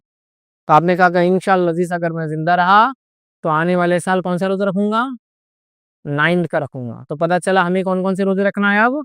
9 and 10، مطلب 9 اور 10، 9th and 10th آف محرم کو ہم کو 2 روزے رکھنا ہے، اور یہ 2 روزے 1 سال کے گناہوں کا کفارہ ہے پچھلے. اور ذی الحجہ کی 9 تاریخ کا روزہ وہ 2 سال کے گناہ کا کفارہ جو گزرا، اور جو مطلب 1 روزہ 2 کا کفارہ، یہ 2 روزے 1 کا کفارہ ہے جو گزرا ہے. ٹھیک ہے، تو چلیے، تو یہ بھی پتا چل گیا کہ ہم کو عاشورے کا روزہ رکھنا ہے. نبی اکرم صلی اللہ علیہ وسلم رکھا، صحابہ رکھتے تھے، سب رکھتے تھے، بچوں کو رکھاتے تھے، اور مخالفت نہیں ہو نصارہ کی. 2 روزے ہم کو رکھنا ہے، مطلب 10 کا تو رکھنا ہی اور 1 اضافہ کرنا ہے. آئیے دوسری روایت کے اندر صحیح مسلم کے اندر الفاظ ہے، اگر میں اگلے سال زندہ رہا تو 9 محرم کا بھی روزہ رکھوں گا. ایک میں اوپر علی میں کہا تھا کہ ہم رکھیں گے، اس میں کہا کہ میں رکھوں گا. پھر سے پتا چلا آپ کو اور ہم کو 9 اور 10 کا رکھنا ہے، یاد رکھ. اسی طرح جو ہے عبداللہ ابن عباس رضی اللہ عنہ فرماتے ہیں، یہ مسند احمد کی روایت ہے، اس روایت میں اختلاف ہے، اس روایت میں اختلاف ہے. کچھ نے اس کو ضعیف قرار دیا ہے، لیکن محمد شاکر نے جو کہ ایک محدث تھے، انہوں نے اس کو حسن قرار دیا. اس حدیث کے الفاظ کیا سنی؟ مسند احمد کی روایت ہے، اور بھی یہ روایتیں اور بھی الفاظ سے آتی، مطلب اور بھی حدیثوں کی کتاب موجود ہے. روایت کے الفاظ ہے، عاشورے کے دن کا روزہ رکھو لیکن یہود کی مخالفت بھی کرو، لہذا 1 دن پہلے یا 1 دن بعد رکھو. لہذا 1 دن پہلے یا 1 دن بعد رکھو. تو میں یہ کہوں گا کہ جو 9-10 کا نہ رکھ سکے تو وہ کون سا رکھیں؟ 10 اور 11 کا. لیکن افضل کون سا ہے؟ 9 اور 10، کیونکہ یہ روایت میں اختلاف ہے، اس کی صحت میں، اس کی سند میں، کہ یہ ضعیف ہے یا حسن ہے، اس میں اختلاف ہے دونوں علماء کی. اب سمجھو کسی وجہ سے 9 کا چھوٹ گیا تو اس روایت کو سامنے رکھتے وہ 10 کا بھی رکھ لے سکتا ہے. بٹ افضل کیا ہے؟ 9 and 10. 9 and 10 نہیں ہو سکا تو پھر نیکسٹ فیز میں 10 and 11 کے لیے ہم جائیں گے، 10 اور 11 کے لیے جائیں گے. لیکن افضل 9 اور 10 سے یہ بات واضح ہونی چاہیے آپ لوگوں کے ذہن میں. چلیے آگے بڑھتے ہیں. اب کسی وجہ سے یہ 2 روزے آپ نہیں رکھ سکے اور آپ کو صرف 10 کا روزہ مل گیا، مطلب آپ 9 کا بھی نہیں رکھ پا رہے اور 11 کا بھی نہیں رکھ پا رہے کسی وجہ سے، تو کیا ہم 1 روزہ رکھ سکتے ہیں؟ یہ تو ہاں، یہ خالی 1 روزہ بھی رکھا جا سکتا ہے انشاءاللہ، اس میں کوئی مسئلہ نہیں ہے. یاد رکھیے، کسی وجہ سے اگر آپ 1 روزہ ہی رکھ پائے تو بھی یہ کافی ہے. بہت سارے لوگوں کی غلط فہمی ہے کہ اگر 9-10 یا 10-11 کا روزہ نہیں ہوا، نہیں رکھ پائیں گے، تو پھر 10 کا روزہ بھی وہ ڈراپ کر دیتے ہیں. کیا کرتے ہیں؟ غلطی کیا ہوتی ہے؟ وہ بولتے ہیں اب 9 کا نہیں ہو رہا اور 11 کا بھی کسی وجہ سے نہیں ہو رہا، تو 10 بھی کیا کرتے ہیں؟ چھوڑ دیتے ہیں. ایسا کرنا غلط ہے. اگر کسی وجہ سے آپ 9 کا بھی نہیں رکھ پائے، اگر کسی وجہ سے آپ نے سوچے 9 10 11 رکھوں گا اور 11 کا نہیں رکھ پائے، تو آپ کا 10 کا روزہ بالکل درست ہے. تو گویا خالی 1 روزہ بھی، جیسا کہ میری صحت ساتھ نہیں دیں گی، 2 روزے تو میں رکھ سکتا ہوں، 1 ہی رکھ پاؤں گا، تو آپ 1 بھی رکھ سکتے ہیں. نیت رکھے کہ اللہ میری صحت ہوتی تو میں دوسرا بھی ضرور رکھتا. یا کسی عورت نے نیت کی کہ 10 اور 11 کا رکھیں گی، سمجھو کسی وجہ سے، ٹھیک ہے، اور ہوا یہ کہ 10 کو تو روزہ رکھ پائی اور 11 کو ناپاک ہو گئی، تو بھی کوئی مسئلہ نہیں. یا کوئی عورت 9 کو ناپاک تھی، سمجھ رہے آپ، اور اس نے نیت کی تھی کہ 9-10 رکھوں گی، تو بہرحال وہ پھر 10-11 رکھ لیں، اس کے پاس موقع ہے. تو بہرحال کسی وجہ سے آپ 9 کا یا 11 کا روزہ سفر کی وجہ سے، بیماری کی وجہ سے، عورت کی حیض کی وجہ سے، کسی اور پرابلم سے نہیں دے رکھ پائے، صحت کی وجہ سے، تو آپ کو 1 روزہ بھی انشاءاللہ عزیز کفایت کر جائیں گے، اس میں کوئی حرج نہیں. ایک اور غلط فہمی کہ 1 روزہ نہیں رکھنا والے 1 روزہ بھٹکتا، اس کی کوئی دلیل نہیں ہے کہ 1 روزہ بھٹکتا، ایسا کچھ بھی نہیں. والے جوڑی دار لگتا، بہت کامن مسکنسپشن ہے کہ 1 روزہ کبھی نہیں رکھنا، 2 رکھنا بولے، تو لہٰذا 9-10 جیسا ہے. اسی طرح ذوالحجہ میں بھی بولے 1 نہیں رکھنا 9 کا، 1 دن پہلے، چونکہ ذوالحجہ کی 10 تاریخ کو تو عید ہے، مطلب بقرعید ہے، تو بولے 8-9 کا رکھنا، ایسا نہیں. یاد رکھیں 1 روزہ بس. ہاں، جو روزہ 1 نہیں رکھنے کو حکم دیا گیا ہے وہ کون سے روزہ ہے؟ جمعے کا اکیلا روزہ رکھنا منع کیا گیا اور ہفتے کا اکیلا روزہ رکھنا منع کیا گیا. تو اگر آپ کو جمعہ رکھنا ہے تو آپ کو جمعرات ایڈ کرنا پڑیں گا، یا پھر جمعہ رکھنا ہے تو آپ کو ہفتہ ایڈ کرنا پڑے گا، یا آپ کو ہفتہ رکھنا ہے تو اتوار ایڈ کرنا پڑے گا. خالی جمعے کا روزہ رکھنے سے نبی اکرم صلی اللہ علیہ وسلم منع کیا، بلکہ ہفتے کے تعلق سے آپ نے کہا کہ اگر تمہیں پتے ملے بھی تو کھا لو، لیکن ہفتے کا روزہ خالی مت رکھو. یا تو رکھنا ہے تو پھر کیا کرنا ہوگا آپ کو؟ روزہ اٹیچ کرنا ہوگا، ایک وہ جمعہ اور ہفتہ ہے، نہ کہ کوئی اور دن. تو لہٰذا کسی وجہ سے آپ 1 بھی روزہ رکھیں تو انشاءاللہ اس میں کوئی حرج نہیں. ٹھیک ہے. اسی طرح ایک اور سوال، لوگ بولتے ہیں کہ میرے رمضان کے روزے باقی ہیں، میرے رمضان کے روزے قضا باقی ہو، تو کیا میں یہ روزے رکھ سکتا ہوں؟ یہ تو نفل ہے، یہ تو سنت ہے، اب میرے تو فرض ہی قضا ہے۔ تو یاد رکھیے، آپ رمضان کے روزے قضا ہو بھی تو یہ نفل روزے رکھ سکتے ہیں۔ بہت سے لوگوں کا مسکنسیپشن ہوتا ہے کہ رمضان کی اگر قضا ہے تو باقی نفل روزے نہیں ہو سکتے جب تک کہ قضا پوری نہیں ہوتی۔ تو میں یہ بتانا چاہوں گا، یہ جو روزہ ہے محرم کا، خاص طور سے 9 اور 10 کا، یہ روزہ مخصوص ہے اور ایک تاریخ سے اٹیچ ہے۔ یہ تاریخ جاننے کے بعد آپ کو اس کو رکھنے کا موقع نہیں ملے گا۔ لہٰذا اگر رمضان کی قضا باقی ہے بھی، تو بہت ساری بار بیمار لوگوں کا مسئلہ ہوتا ہے، عورتوں کا ہوتا ہے کہ حیض کی وجہ سے روزے ان کے چھوٹ جاتے ہیں رمضان کے، اور وہ رکھ نہیں پاتی۔ اب محرم آ جاتا ہے، پھر وہ سوچتے رہے محرم آ گیا تو کیا محرم کی نفل رکھوں جبکہ میرے تو فرض باقی ہے۔ تو یاد رکھیے، آپ کے فرض روزے اگر قضا باقی بھی ہے تو علماء کے کئی قول اور فتاوے موجود ہیں کہ آپ قضا روزے باقی رہنے کے باوجود بھی محرم کا روزہ آپ رکھ سکتے۔ تو لہٰذا محرم کا یہ روزہ 9-10 کا آپ بالکل، اگر قضا روزے باقی بھی ہیں تو رکھ لے، چونکہ قضا روزوں کے لیے تو آپ کے پاس اگلے سال تک موقع ہے، مطلب اگلے رمضان آنے سے پہلے موقع ہے، لیکن یہ روزے تاریخ سے جڑے ہیں، ایک بار چلے جائیں گے تاریخ تو پھر موقع نہیں ملے گا۔ تو لہٰذا نفلی روزہ، قضا روزے اگر فرض باقی ہے بھی تو رکھا جا سکتا ہے، تو لہٰذا آپ اس کو رکھ سکتے ہیں۔ آئیے اسی طرح اگر مسافر ہو، کوئی مشقت ہو یا کوئی تکلیف ہو تو یاد رکھیے اس روزے کو عاشورے کے جو ہے چھوڑنے میں بھی کوئی حرج نہیں ہے۔ کوئی تکلیف ہے، کوئی مشقت ہے، کوئی پرابلم ہے، بہت سے لوگ عاشورہ کرتے ہیں بہت زیادہ شدت کے ساتھ میں رکھنے سے، ایسا نہیں، آپ چھوڑ سکتے ہیں۔ اور سفر میں بھی، بیماری میں بھی آپ کو لگتا ہے کہ روزے رکھنے کے آپ کیپیبل ہے تو اس کو کنٹینیو رکھ سکتے ہیں۔ دونوں چیزیں، مطلب چھوڑ بھی سکتے ہیں مجبوری میں اور رکھ بھی سکتے ہیں آپ کی مرضی سے۔ سفر میں ہو کیا میں رکھوں؟ اس لیے کہ اللہ نے تو قرآن میں کہا کہ رمضان کی بھی روزے اور آپ سفر میں تو چھوڑ سکتے ہیں، لیکن اگر کسی کو تندرستی صحت ہے اور سفر میں تکلیف نہیں ہوگی اور وہ اس کو اپنے سفر میں آڑ نہ بنا لے روزے کو، تو رکھنے میں کوئی حرج نہیں۔ آڑ بولے تو کیسا؟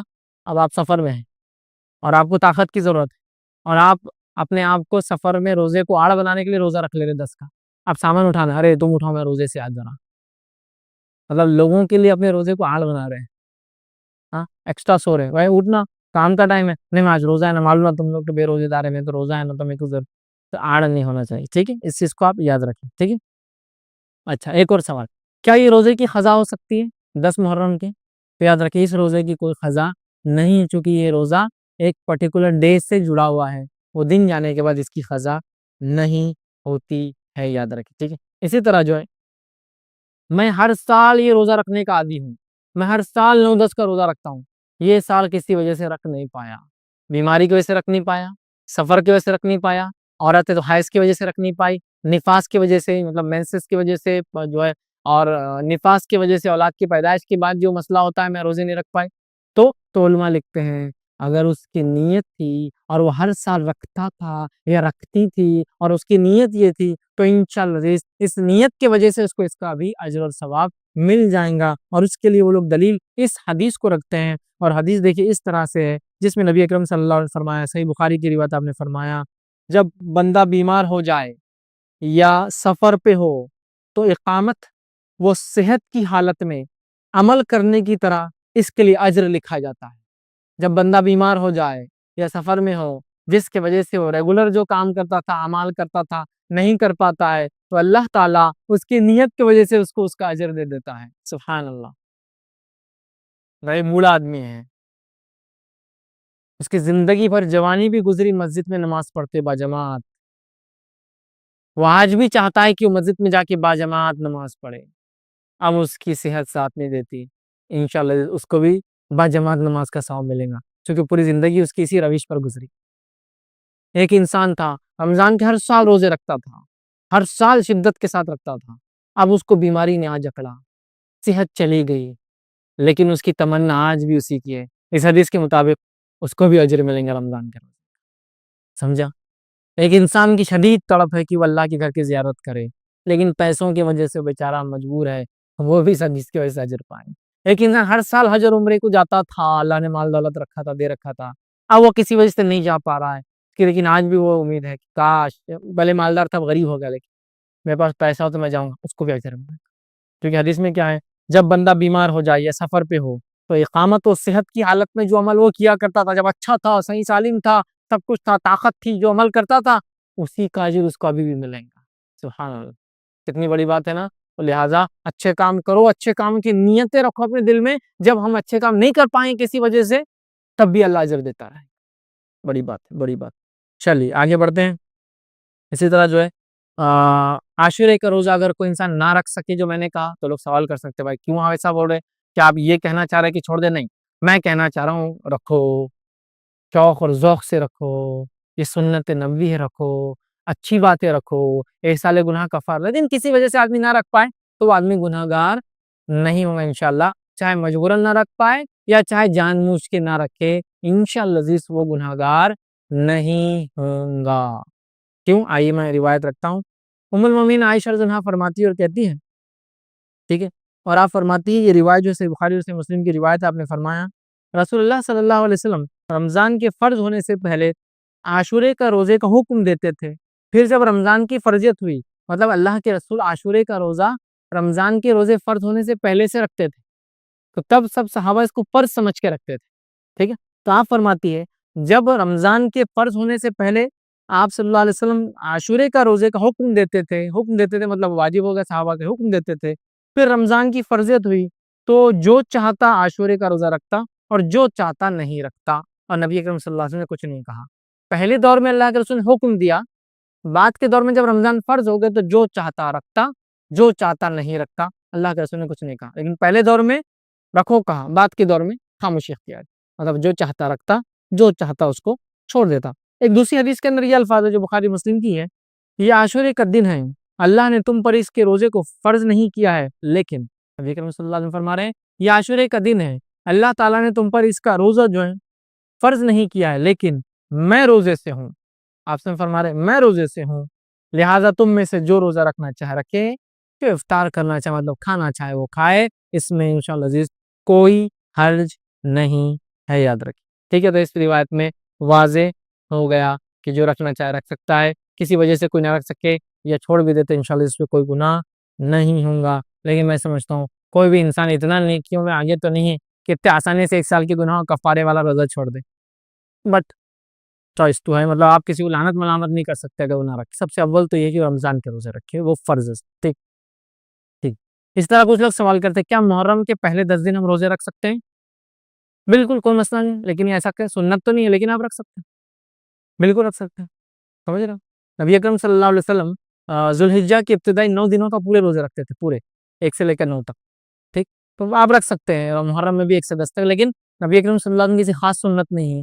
لیکن چونکہ محرم اللہ کا مہینہ ہے اور اس کا روزہ سب سے افضل ہے، آپ اس نیت سے سوچیں کہ یہ عشرئی بڑا مقدس ہے، محترم ہے، عظمت والا ہے، مہینہ ہی عظمت والا ہے، اللہ کا مہینہ، رکھ لے، کوئی حرج نہیں انشاءاللہ عزیز، اس میں کوئی مذائقہ انشاءاللہ عزیز نہیں ہے۔ لیکن اس کو کوئی سنت نہ سمجھے، مطلب اس کا روزہ افضل ہے، اس نیت سے آپ بالکل رکھ لے، کوئی مسئلہ نہیں، لیکن اس کو ایسا 10 دن سنت نہیں، آپ صلی اللہ علیہ وسلم نے مخصوص 10 دن محرم کے روزے نہیں رکھے، لیکن آپ بہت کثرت سے اس کے روزے رکھتے تھے، یاد رکھیں۔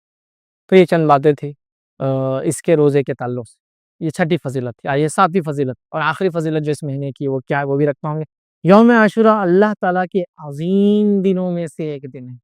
یوم عاشورہ اللہ تعالیٰ کے عظیم دنوں میں سے ایک دن ہے، عظمت والا دن ہے، عظمت والا دن ہے، ٹھیک ٹھیک ہے۔ جیسے کہ اللہ تعالیٰ نے ارشاد فرمایا سورہ ابراہیم کی آیت نمبر 5 میں اللہ نے فرمایا وَذَكِّرْهُمْ بِأَيَّامِ اللَّهِ، اللہ نے فرمایا کہا اور انہیں اللہ کے احسانات یاد دلا دو، اور ان کو اللہ کے احسانات یاد دلا دو، اللہ کے احسانات یاد دلا دو، ٹھیک۔ اور ایسا کب ہوا؟ یہ احسان ہم کیسے یاد کر سکتے ہیں؟ یہ عظیم دنوں میں سے اللہ تعالیٰ نے اس دن موسیٰ علیہ السلام کی قوم کو، موسیٰ علیہ السلام کی قوم کو فرعون سے نجات دی تھی۔ تو گیا 10 جو محرم ہے، جو یہود و نصارہ بھی اس دن روزہ رکھتے تھے، جن کی مخالفت میں اللہ کے رسول صلی اللہ علیہ وسلم نے روزہ رکھا، وہ کیوں رکھتے تھے؟ کیونکہ اس دن اللہ تعالیٰ نے بنی اسرائیل کو، ہم سے پہلے مسلمانوں کو، ہم سے پہلے انبیاءوں کو ماننے والوں میں سے ایک نبی کو، اور برگزیدہ اولوالعزم نبی کو ماننے والے ایک قوم جو موسیٰ علیہ السلام کی قوم تھی، ان کو اللہ نے آزادی دی تھی۔ وہ ہم سے پہلے ایمان لانے والوں کو آزادی دی تھی، اور اس فرعون کو اور اس کے لشکر کو ہلاک کیا تھا۔ گویا ایول کو برائی کو اللہ تعالیٰ نے ختم کیا تھا اس دن، تو لہٰذا اس اعتبار سے یہ ایک عظیم دن ہے اور اللہ کی جو ہے احسانات یاد دلاتا ہے یہ دن ہم کو۔ یہود و نصارہ اس دن مدینہ کے اندر کیا کرتے تھے، اس دن روزہ رکھتے تھے اور عید مناتے تھے، اور ان کی عورتیں زیورات وغیرہ پہنتی تھی، مطلب وہ لوگ پہلے سے کرتے تھے، ان کی عورتیں زیورات وغیرہ پہنتی تیار ہوتی تھی اس دن، ٹھیک ہے۔ تو بہرحال ایک عظیم دن ہے، تو اس نعمت کے شکر میں موسیٰ علیہ السلام نے اس دن روزہ رکھا تھا، اور اسی نعمت کے شکر میں بنی اسرائیل اور نبی اکرم صلی اللہ علیہ وسلم کے زمانے کی یہود و نصارہ روزہ رکھتے تھے، یاد رکھیے۔ اور اسی نعمت کے شکر میں جو موسیٰ علیہ السلام نے ادا کیا تھا 10 کو، ایک عظیم دن تھا جو کہ نبی اکرم صلی اللہ علیہ وسلم نے روزہ رکھا تو وہ سنت ہو گیا، اور اصحاب کو کہا روزہ رکھو، تو لہٰذا ہمارے لیے مستحب ہوگا کہ ہم بھی اس دن روزہ رکھیں، گویا ہم بھی پچھلے لوگوں کی خوشی میں شامل ہو رہے ہیں۔ گویا یہ موسیٰ علیہ السلام ان کی قوم کے لیے، بنی اسرائیل کے لیے انڈیپینڈنس ڈے تھا، ان کا فرعون سے نجات کا دن تھا، آزادی کا دن تھا، جس نے غاصبانہ طور سے، غلط اور ظالمانہ طور سے ان پہ قبضہ کر رکھا تھا اور ان کو غلام بنا دیا تھا اپنی زمین کے اندر، سمجھا؟ تو گویا یہ دن اللہ کے شکر کا دن ہے، ایک عظمت والا دن ہے۔ اسی طرح جو ہے ابن عباس رضی اللہ عنہ فرماتے اور کہتے ہیں رسول اللہ صلی اللہ علیہ وسلم جب مدینہ تشریف لائے تو یہودیوں کو عاشورے کے دن روزہ رکھتے ہوئے پایا، تو آپ نے ان سے فرمایا یہ کیسا دن ہے، یہ کیسا دن ہے جس میں روزے سے ہو، مطلب یہودیوں سے پوچھا تم روزے سے ہو، کیسا دن ہے؟ تو ان لوگوں نے کہا یہ ایک عظیم دن ہے، اسی دن اللہ نے موسیٰ اور ان کی قوم کو نجات دیا تھا اور فرعون اور اس کی قوم کو غرق کر دیا تھا، اور ایک روایت میں یہ ہے کہ ایسا دن ہے جس میں اللہ نے موسیٰ اور بنی اسرائیل کو فرعون پر غلبہ عطا فرمایا تھا، چنانچہ موسیٰ علیہ السلام نے بطور شکرانے کہ اس دن روزہ رکھا، لہٰذا ہم بھی روزہ رکھتے ہیں اس دن، یہودیوں نے کہا، ٹھیک ہے۔ تو رسول اللہ صلی اللہ علیہ وسلم فرمایا ہم تمہارے بنسبت موسیٰ علیہ السلام سے زیادہ قریب اور ہم مستحق ہے کہ ہم بھی روزہ رکھیں، ہم تو موسیٰ علیہ السلام سے تم سے بھی زیادہ قریب ہے، کیونکہ تم نے تو دوسرا دین اختیار کر لیا، ہم تو اسی دین پر ہے جو موسیٰ علیہ السلام لائے تھے۔ تو جب یہودیوں نے کہا کہ ہم اس موسیٰ نے کیونکہ خوشی میں روزہ رکھا تھا، ہم بھی اس خوشی میں شکرانے میں روزہ رکھتے ہیں، تو اللہ کے رسول نے فرمایا ہم زیادہ مستحق ہے کہ موسیٰ کی اس خوشی میں شامل ہو اور شکر ادا کریں، لہٰذا ہاں آپ نے کہا موسیٰ علیہ السلام کے زیادہ قریب وہ مستحق ہے، چنانچہ اللہ کے رسول صلی اللہ علیہ وسلم نے اس دن کا روزہ رکھا اور صحابہ کرام کو بھی اس دن کا روزہ رکھنے کا حکم دیا، تو گویا ہم بھی پچھلے لوگوں کی خوشیوں میں شامل ہو رہے ہیں جو ہم سے پہلے ایمان والے تھے۔ اس عظیم دن اللہ رب العزت نے ان کو آزادی دی تھی یاد رکھیں۔ اسی طرح عاشورہ ہمیں اس بات کی یاد دہانی کرتا ہے کہ مسلمانوں کے درمیان آپسی گہرا تعلق ہے، چاہے ہم زمین زمانے کے اعتبار سے دور ہو، آپسی گہرا تعلق ہے۔ عاشورہ یہ ہم کو پیغام دیتا ہے چاہے زمین اور زمانے کے تعلق اعتبار سے ہم بہت دور ہو سکتا ہے کوئی مسلمان آج کسی اور ملک میں ہو، لیکن اگر تکلیف میں ہو تو ہمیں اس کا احساس ہونا چاہیے، اور زمانے کے اعتبار سے بھی اگر ہم سے دور ہو، جیسا موسیٰ علیہ السلام کی خوشی ہوئی ہم بھی اس خوشی میں شامل ہوئے، اگر ہم سے پہلے کے لوگوں کو کسی کو تکلیف پہنچی تھی تو ہم بھی ان کے دکھ میں آج شامل ہیں، ہم کو تکلیف ہوتی ہے اس واقعے کو سن کے۔ اصحاب اخدود ہے نا، ہزاروں کی تعداد میں آگ میں جلا دیے گئے، ہم اس میں شامل ہیں۔ عیسیٰ علیہ السلام کو ماننے والوں کو ہزاروں کی تعداد میں بھوکے شیروں کے سامنے ڈال دیا جاتا تھا۔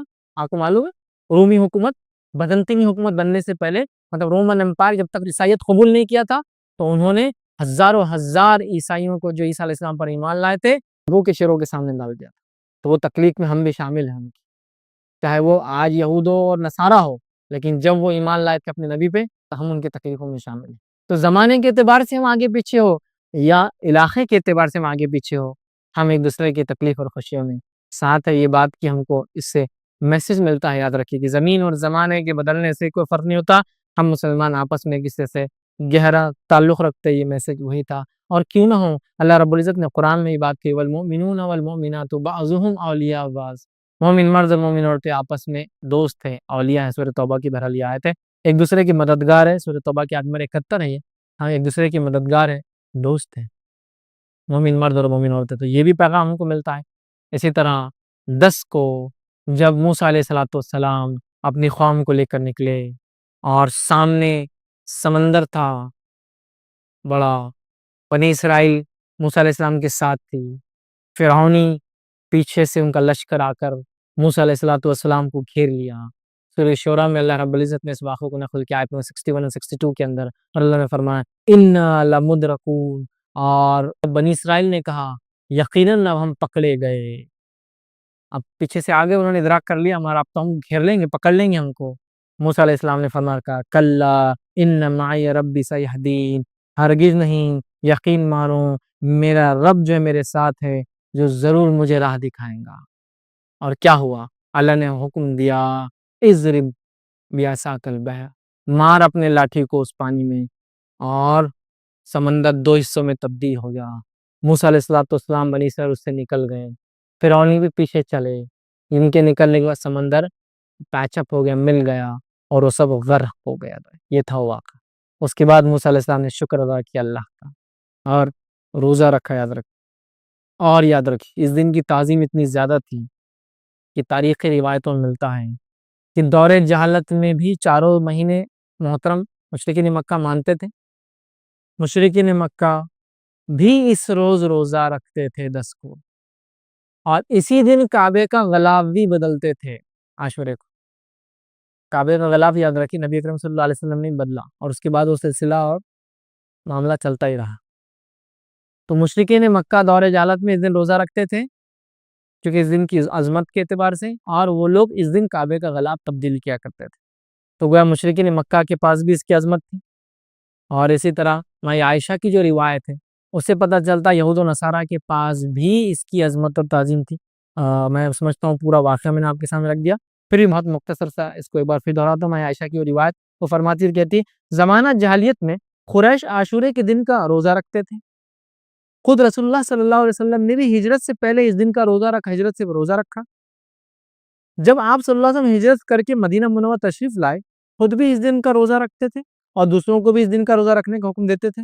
لیکن جب ماہ رمضان کے روزے فرض کر دیے گئے تو آپ نے عاشورے کے دن کا روزہ رکھنے کا اہتمام ترک کر دیا، اور فرمایا جو چاہے اس دن کا روزہ رکھے، جو چاہے اس کو چھوڑ دے۔ یہ صحیح مسلم، اور دوسری روایت بھی صحیح مسلم کی، اس میں الفاظ اس طرح سے ابو موسیٰ اشعری رضی اللہ عنہ فرماتے ہوئے کہتے ہیں یہود یوم عاشورے کو شکرانے کا روزہ رکھتے تھے، اس دن مسرت کا اظہار کرتے تھے، عید مناتے تھے، اپنی عورتوں کو زیورات اور سامان پہناتے تھے زینت کا، اور سامان پہن کر وہ مزین ہوتی، اپنے آپ کو سجاتی اور سنوارتی۔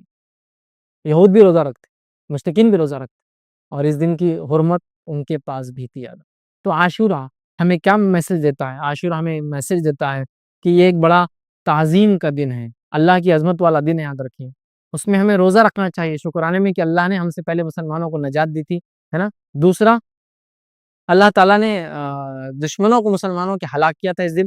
اور تیسرا ہمیں ملتا ہے کہ اس کارنامے کو ہم یاد کرتے ہیں اس دن عاشورے کے دن، اور روزہ رکھتے ہیں اس کے شکرانے میں، یاد رکھیں۔ تو لہٰذا عاشورہ ہمارے لیے ایک میسج دیتا ہے، مسلمانوں کو ایک پیغام دیتا ہے۔ یہ پورا مہینہ بہرحال اپنے آپ میں بڑا اہمیت کا حامل ہے، اسی سے ہجری سن اور سال بہرحال چالو ہوتا ہے، تو بڑی اس کی عظمتیں یاد رکھی۔ تو یہ تھی 7 فضائل اس مہینے کی، یاد رکھی۔ اور میں سمجھتا ہوں 7 فضیلت میں یہ تو ہم کو واضح پتہ چلا، یہ حرمت والا مہینہ ہے، یہ نیکیوں کے کرنے والا مہینہ ہے، یہ معصیت اور گناہوں سے بچنے والا مہینہ ہے، کثرت سے روزے رکھنے کا مہینہ ہے، یہ اللہ تعالیٰ کا مہینہ ہے، اور اسی طرح اس میں عاشورے کا روزہ رکھنا ہے، 9-10 ٹھیکے کا روزہ رکھنا ہے، کوشش کرنا ہے، نہ ہو سکے تو پھر 10 اور 11 کا بھی انشاءاللہ جس روزہ انسان رکھ سکتا ہے۔ اور یہ دن ہمیں یاد دلاتا ہے، اور ہمیں دوسرے مسلمانوں سے زمین اور زمانے کے اعتبار سے ہم سے الگ کیوں نہ ہو، ان سے ہمارا رشتہ جوڑتا ہے، اخوت اور بھائی چارے کا ہمیں میسج دیتا ہے۔ تو بڑے پیغام ہے، بڑے فضائل ہے، یاد رکھیے اس مہینے کے۔ اس کے علاوہ اور کیا کر سکتے ہیں آپ اس مہینے میں؟ یہ 7 چیزیں تو بڑی اہم فضیلت اور اس میں اعمال کرنے والے دونوں مہینے لگ گئے، اس کے مسائل بھی لگ گئے۔ اور کیا کر سکتے ہیں اس مہینے میں؟ تدخواہ کیجیے، نفل۔ ہاں، اس کے علاوہ اس مہینے میں اور کیا کر، حرمت والا مہینہ ہے نا، تو پھر اس میں ذوالقعدہ بھی ایڈ کر لیجیے، ذوالحجہ بھی ایڈ کر لیجیے، محرم بھی ایڈ کر لیجیے، رجب بھی ایڈ کر لیجیے۔ نمازوں کا اہتمام کیجیے، نفل زیادہ، گناہ اور معصیت سے تو روکنا ہے اپنے، اور جتنی زیادہ نیکیاں، مطلب صدقات کیجیے، خیرات کیجیے، نفل نمازیں پڑھیے، اور جتنی زیادہ نیکیاں کر سکتے کریے، اور ان 4 مہینوں میں جو حرمت والے بالخصوص گناہوں سے اپنے نفس کو بچانے کی ہم کوشش کریں۔ تو یہ اعمال آپ اضافی اور 3 کر سکتے، اس کو کہوں گا نفل نمازوں میں اضافہ، نفل صدقے اور خیرات میں اضافہ، اور نیکیوں میں اضافہ آپ کیجیے۔ گناہوں سے بچنا تو ہے ہی اس مہینے کے اندر یار، تو لہٰذا ان اعمال میں اب اضافہ کرنے سے انشاءاللہ ہم جو ہے ان 4 حرمت والے مہینوں کا صحیح فائدہ اٹھا سکیں گے۔ اور خاص طور سے محرم میں کیا کیا آپ اعمال کریں، میں نے آپ کے سامنے جو کرنا ہے تمام باتیں اس لیکچر کے ذریعے بہرحال رکھ دی۔ میں اپنی بات کو ہی ختم کروں گا۔ اللہ رب العزت سے دعا ہے کہ اللہ سبحانہ تعالیٰ ہم تمام کو ہر حرمت والے مہینے، ہر مقدس دن کا فائدہ اٹھانے کی بہرحال توفیق عطا فرمائے۔ ہر حرمت والے مہینے اور مقدس ایام یا مخصوص ایام جو نبی کا اللہ نے اور اس کے نبی نے بتائے، ان تمام ایام کا فائدہ اٹھانے کی بہرحال توفیق عطا فرمائے۔ ہم تمام کو جب تک زندہ رکھے اسلام اور ایمان پر زندہ رکھے، خاتمہ ایمان پر ہو۔ وآخر دعوانا ان الحمد للہ رب العالمین۔ سبحان ربک رب العزت عما یصفون وسلام علی المرسلین والحمد للہ رب العالمین۔ انشاءاللہ عزیز، کوئی بات اس درس سے نہ سمجھی، آپ کا کوئی سوال ہو تو پوچھ لیں۔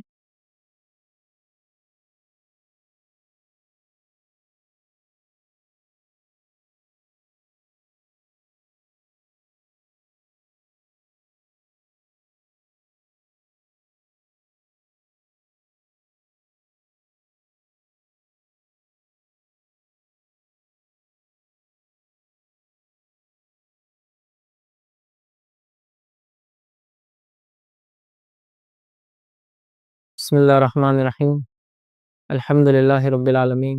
شیخ یہ مہینہ تو اصل میں بہت سارے لوگ جو ہیں ہمارے دینی بھائی وہ یاد حسین کی اس میں گزارتے ہیں، اس سے کیا تعلق ہے؟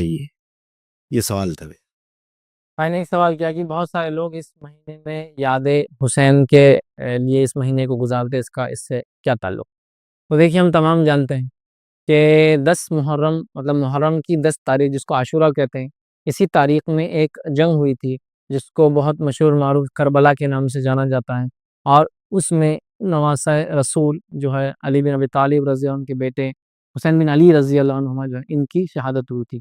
یقیناً یہ نواسہ رسول ہیں، اور ہم لوگ نبی اکرم صلی اللہ علیہ وسلم اور ان کے خاندان والے اہل بیت اور ان سے متعلق جتنے لوگ ہیں ان سے شدت سے محبت کرتے یاد رکھیں، اور یہ ایک فطری تقاضا ہے محبت کا کہ ہم نبی اکرم صلی اللہ علیہ وسلم سے اگر محبت کرتے ہیں تو آل رسول سے، اہل بیت سے بھی محبت ہمارے ایمان کا تقاضا ہے، یاد رکھیں۔ لہٰذا اس دن جو ہے 10 کو جو ہے حسین رضی اللہ عنہ کی شہادت ہوئی تھی، ان کو شہید کیا گیا تھا، جس کے پیچھے ایک طویل واقعہ ہے۔ وقت نہیں ہے کہ ان تمام واقعات میں ہم جائیں، لیکن یہ ہوا تھا، اور ہم کو اس چیز کا غم ہے کہ نبی اکرم صلی اللہ علیہ وسلم کے نواسے کے ساتھ ایسا ہوا، یاد رکھیں۔ لیکن یہ بات بھی ہم کو جاننا ضروری ہے کہ یہ ایک ہی واقعہ اس دن نہیں ہوا، اور یہ واقعہ نبی اکرم صلی اللہ علیہ وسلم کے دنیا سے جانے کے بعد ہوا، کہ 40 سال بعد یہ واقعہ ہوا۔ یقیناً واقعہ دکھ بھرا ہے، دردناک ہے، اس کا ہم کو افسوس ہے، اس وجہ سے کہ ہم نبی سے محبت کرتے ہیں شدت سے، اور ان کے آل سے محبت کرتے ہیں شدت سے، اور علی بن ابی طالب رضی اللہ عنہ ان کی بڑی فضیلت ہے، یاد رکھیں۔ ہم جانتے ہیں نبی اکرم صلی اللہ علیہ وسلم کی بیٹی فاطمہ جو کہ خاتون جنت کی سردار ہے، ان کی بڑی عزت اور تعظیم ہم کرتے ہیں، یاد رکھیے۔ نبی جن لوگوں سے محبت کرتے تھے ان سے محبت کرنا یہ ہمارا ایمانی تقاضا ہے، لہٰذا اس کا ہم کو دکھ اور غم ہے۔ لیکن یہ بات بھی ہم کو جاننا ضروری ہے کہ نبی کے دنیا سے جانے کے بعد شریعت تو تبھی کمپلیٹ ہو گئی، مطلب جب نبی اکرم صلی اللہ علیہ وسلم دنیا سے چلے گئے شریعت کمپلیٹ ہو چکی تھی، یاد رکھیے۔ لہٰذا اس کے بعد بہت سارے واقعات ہوئے، ان میں سے یہ بھی ایک واقعہ ہے۔ لیکن یہ بڑی عجیب بات ہے کہ اسی واقعے سے ہم پورے مہینے کو یاد کرتے ہیں، حالانکہ اس مہینے کے فضائل شرعی اعتبار سے کچھ اور ہی ہے، جو میں نے آپ کے سامنے رکھ دی۔ وہ واقعہ دکھ بھرا ہے، لیکن شریعت میں جو اس کے واقعی اس دن کے عاشورے کی اور محرم کی جو فضیلت ہے وہ ساتھ تھی، جو میں نے آپ کے سامنے آلریڈی رکھ دی ہے، یاد رکھ۔ لیکن لوگ اس واقعے کو اس حادثے سے یاد کرتے ہیں، یاد رکھیے، اور پورے مہینے کو انہی کے نام سے نسبت کرتے ہیں، ٹھیک ہے۔ آل رسول ہیں، علی بن ابی طالب کے بیٹے ہیں، وہ تمام چیزیں اپنی جگہ ہے، نبی کے نواسے ہیں، ایک صحابی رسول ہے، یاد رکھیے، ان سے ہماری محبت ہے۔ لیکن شرعی اعتبار سے نبی کی دنیا سے جانے کے بعد دن مکمل ہو گیا ان کے جاتے ہی، اس کے بعد کا یہ واقعہ یاد رکھیے، اس کی اپنی اہمیت ہے، لیکن اس سے محرم کی جو حرمت ہے اس پہ کوئی فرق نہیں آئے گا، اور محرم کی فضیلت ہے اس پہ کوئی فرق انشاءاللہ عزیز نہیں آئے گا۔ یہ افسوسناک واقعہ ہے، یہ ایک الگ چیز ہے، اور محرم کی شرعی حیثیت کیا ہے وہ ایک الگ چیز ہے، جو میں لیکچر میں رکھ چکا ہوں یاد۔ جی، کسی نے ایک سوال کیا کہ عاشورے کے دن کوئی الگ سے نماز پڑھنا ہے کیا؟ تو دیکھیے، عاشورے کے دن روزہ رکھنا ثابت ہے سنت سے، اور نبی اکرم صلی اللہ علیہ وسلم نے خود رکھا، لیکن عاشورے کے دن کوئی مخصوص عاشورے کی نماز نہیں ہے۔ ہاں، کوئی انسان نفل نماز کبھی بھی پڑھنا چاہے تو پڑھ سکتا ہے، اس میں تو کوئی ممانعت نہیں ہے، لیکن عاشورے کی کوئی مخصوص نماز نہیں ہے، یاد رکھیں۔ السلام علیکم۔ کچھ لوگوں کا یہ بھی ہے حدیث اس بارے میں کہ اپنے دسترخوان کو وسیع کرو، اپنے گھر والوں کو اچھا اچھا کھلاؤ 10 تاریخ کے روز۔ تو یہ حدیث کہاں تک صحیح ہے؟ بھائی نے ایک سوال کیا کہ کچھ لوگ یہ حدیث بیان کرتے ہیں کہ اس دن دسترخوان بچھاؤ، اپنے گھر والوں کو اچھا اچھا کھانا کھلاؤ، تو یہ حدیث کہاں تک صحیح؟ دیکھیے، جو باتیں ہم کو نبی اکرم صلی اللہ علیہ وسلم کی روایتوں سے ملتی ہوئی ہے، رمضان کے روزے فرض ہونے سے پہلے اللہ کے رسول صلی اللہ علیہ وسلم یہ روزے کو رکھتے تھے اور اس کا حکم دیتے، مطلب یہ واجب تھا۔ رمضان کے روزے فرض ہونے کے بعد اللہ کے رسول صلی اللہ علیہ وسلم نے فرمایا جو رکھنا چاہے رکھے، جو کھانا چاہے کھائے۔ یہ باتیں ہم کو ملتی ہیں، مطلب یا تو روزہ رکھے یا تو روزہ نہ رکھے، لیکن خاص طور سے کچھ مخصوص کھانے بنانا یا اس دن دستر کو وسعت دینا، اس دن زیادہ کھانے پکانا یا زیادہ مخصوص کھانے بنانا، یہ سنت سے ثابت نہیں ہے۔ تو لہٰذا وہ روایتیں جو آپ بیان کریں جس میں یہ ہے کہ جو اس دن دستر کو کشادہ کرے اس کو فلاں فلاں فائدہ ملے گا، سنت تو یہ ہے کہ اس دن روزہ رکھنے کا حکم دیا گیا ہے، ٹھیک ہے؟ تو لہٰذا وہ حدیث سند کے اعتبار سے ضعیف ہے ادر کی۔ تو لہٰذا جو صحیح بات ہے وہ یہ ہے کہ اس دن انسان روزہ رکھے، اگر روزہ نہیں رکھتا تو بہرحال پھر وہ کھانا چاہے تو افطار کرے، مطلب کھاتا رہے جو وہ کھاتا ہے عام طور سے، لیکن مخصوص کھانے بنانے کے تعلق سے کوئی صحیح روایت اس معاملے میں موجود نہیں ہے۔ کسی نے ایک سوال کیا، محرم کے شروع کے 10 دنوں میں سفر کرنا جائز ہے؟ دیکھیے، محرم کے دنوں میں انسان سفر کر سکتا ہے، جیسے عام دنوں میں سفر کرتا ہے تو کر سکتا ہے، اس میں کوئی سفر کی ممانعت نہیں ہے۔ شریعت نبی اکرم صلی اللہ علیہ وسلم نے قرآن میں اور اللہ کے رسول صلی اللہ علیہ وسلم نے کہیں بھی سفر وغیرہ سے محرم میں منع نہیں کیا، تو لہٰذا محرم کی 1 سے 10 تک یا پورے محرم میں آپ سفر کرنا چاہے تو کر سکتے ہیں، شریعتاً اس میں کوئی مذائقہ اور کوئی قباحت نہیں ہے انشاءاللہ۔ شیخ، سنیچر کے دن جو روزہ رکھنے نہ رکھنے کی ممانعت ہے، تو اگر عاشورے کا روزہ اس دن آ جائے تو بعض حضرات جو ہے تو منع کرتے ہیں، روکتے ہیں، تو ان کو کس طرح سمجھایا جائے اس حدیث کو کہ جس دن سنیچر کے دن منع کیا گیا ہے روزہ رکھ؟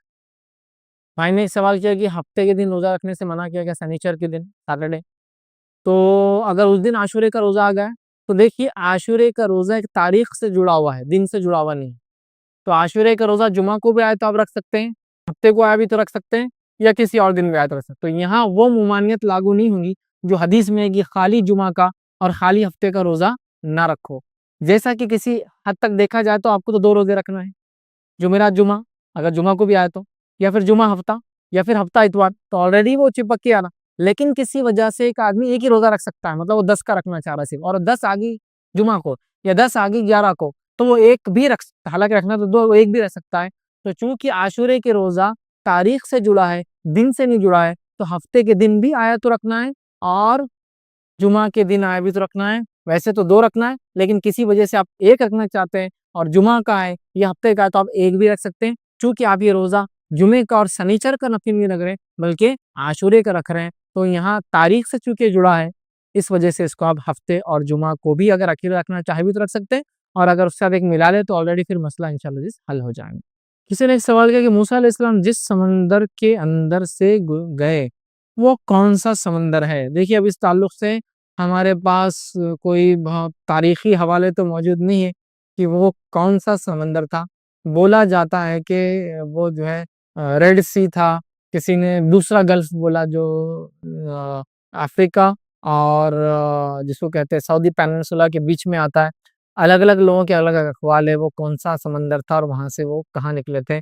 تو میں یہ کہوں گا ایک لمبا عرصہ گزر چکا ہے تاریخ کے اعتبار سے، واللہ عالم بالصواب، اللہ ہی بہتر جانتا ہے کہ وہ سمندر کون سا رہا ہوگا۔ ہاں، اگر آثار قدیمہ سے یا پھر جس کو کہتے ہیں ہم ایسی چیزیں ڈھونڈ پاتے ہیں ہسٹوریکلی، ایسا سرچ کر پاتے ہیں جس کو ہم کہیں گے جو ہے کسی ذریعے سے، ٹھیک ہے، ہسٹری کے اندر جا کر یا کچھ کلوز معلوم کر کے، تو پھر ہم شاید پن پوائنٹ کہہ پائیں گے کہ کون سا سمندر تھا، ورنہ لوگوں کے مختلف اقوال ہیں، چونکہ اقوال ہے کوئی فیکٹ نہیں ہے، اور یہ واقعہ آج کا اور کل کا نہیں ہے، آج سے کم و بیش عیسیٰ علیہ السلام کو 2000 سال ہو چکے ہیں، اور لوگ کہتے ہیں کہ عیسیٰ علیہ السلام سے 1200 سال یا 1300 سال یا 2000 سال پہلے موسیٰ علیہ السلام تھے، تو ایسا بھی دیکھا تو 3200 سال پرانی ہم بات کر رہے ہیں۔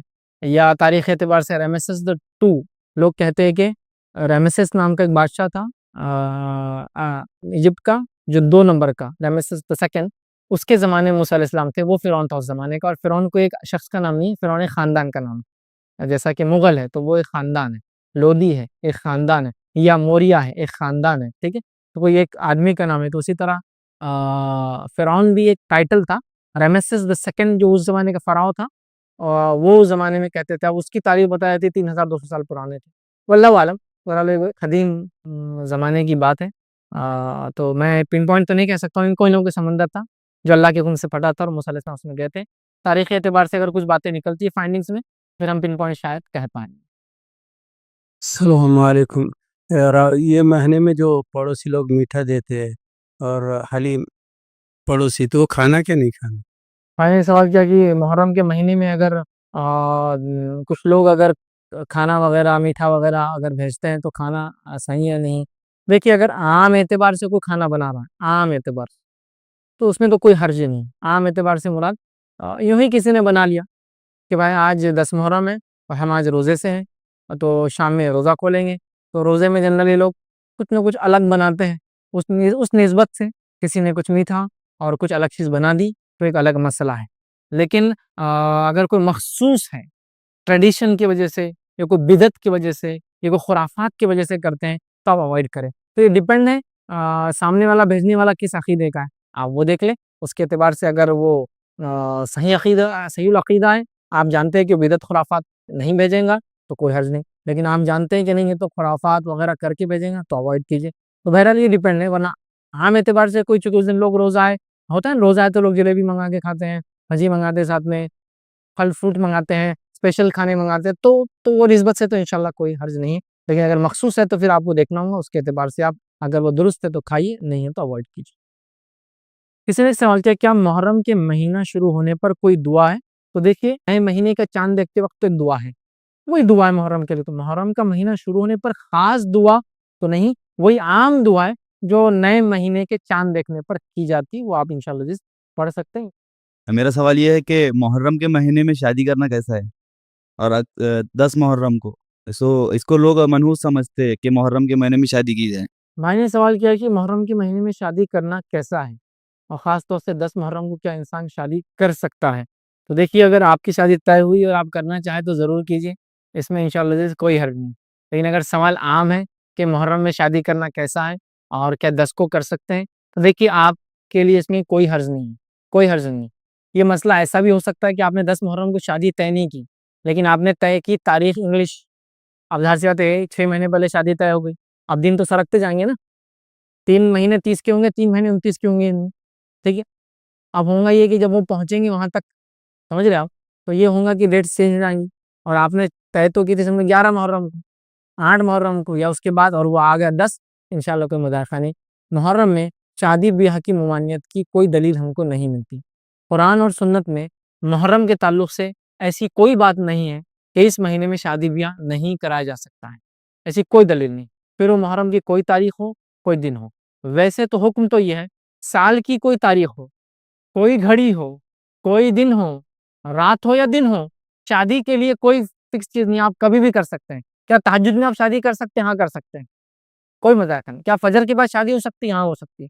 ظہر کے بعد, عصر کے بعد, مغرب کے بعد, عشاء کے بعد. ہمارے پاس تو اتنا مسئلہ ہے, آپ نے 10 محرم کی بات کر لی, محرم کی بات کر لی, لوگ تو یہاں تک سوچتے ہیں کہ اگر عصر کے بعد کی شادی اور مغرب لگ جائے تو بولتے اب طلاق ہوتی, اس کی چونکہ دن بدل گیا. کچھ بھی نہیں ہے. شرعی اعتبار سے سال کے کسی بھی دن, کسی بھی تاریخ, کسی مہینے اور کسی بھی گھڑی میں شادی کی جا سکتی ہے. اگر آپ کا یا کسی شخص کا پلان ہو تو اس میں شرعی کوئی ممانعتیں نہیں ہیں. تو اس میں محرم میں انکلوڈ کر سکتے ہیں آپ. محرم کے علاوہ اور بھی جو حرمت والے مہینے ذوالقعدہ, ذوالحجہ ہے, رجب ہے, یا کوئی اور مہینہ ہو سکتا ہے, رمضان ہو سکتا ہے. اس موسم رمضان میں بھی نہیں کرتے, بالکل محرم میں, رمضان میں, سفر میں, شعبان میں, شوال میں, سال کے کسی مہینے میں شادی کرنے میں انشاءاللہ کوئی حرج نہیں.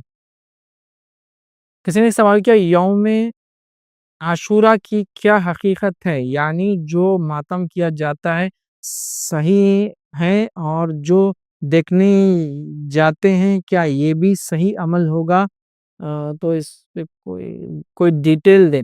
بس میں یہ کہوں گا کہ ماتم کرنا نبی اکرم صلی اللہ علیہ وسلم سے ثابت نہیں ہے.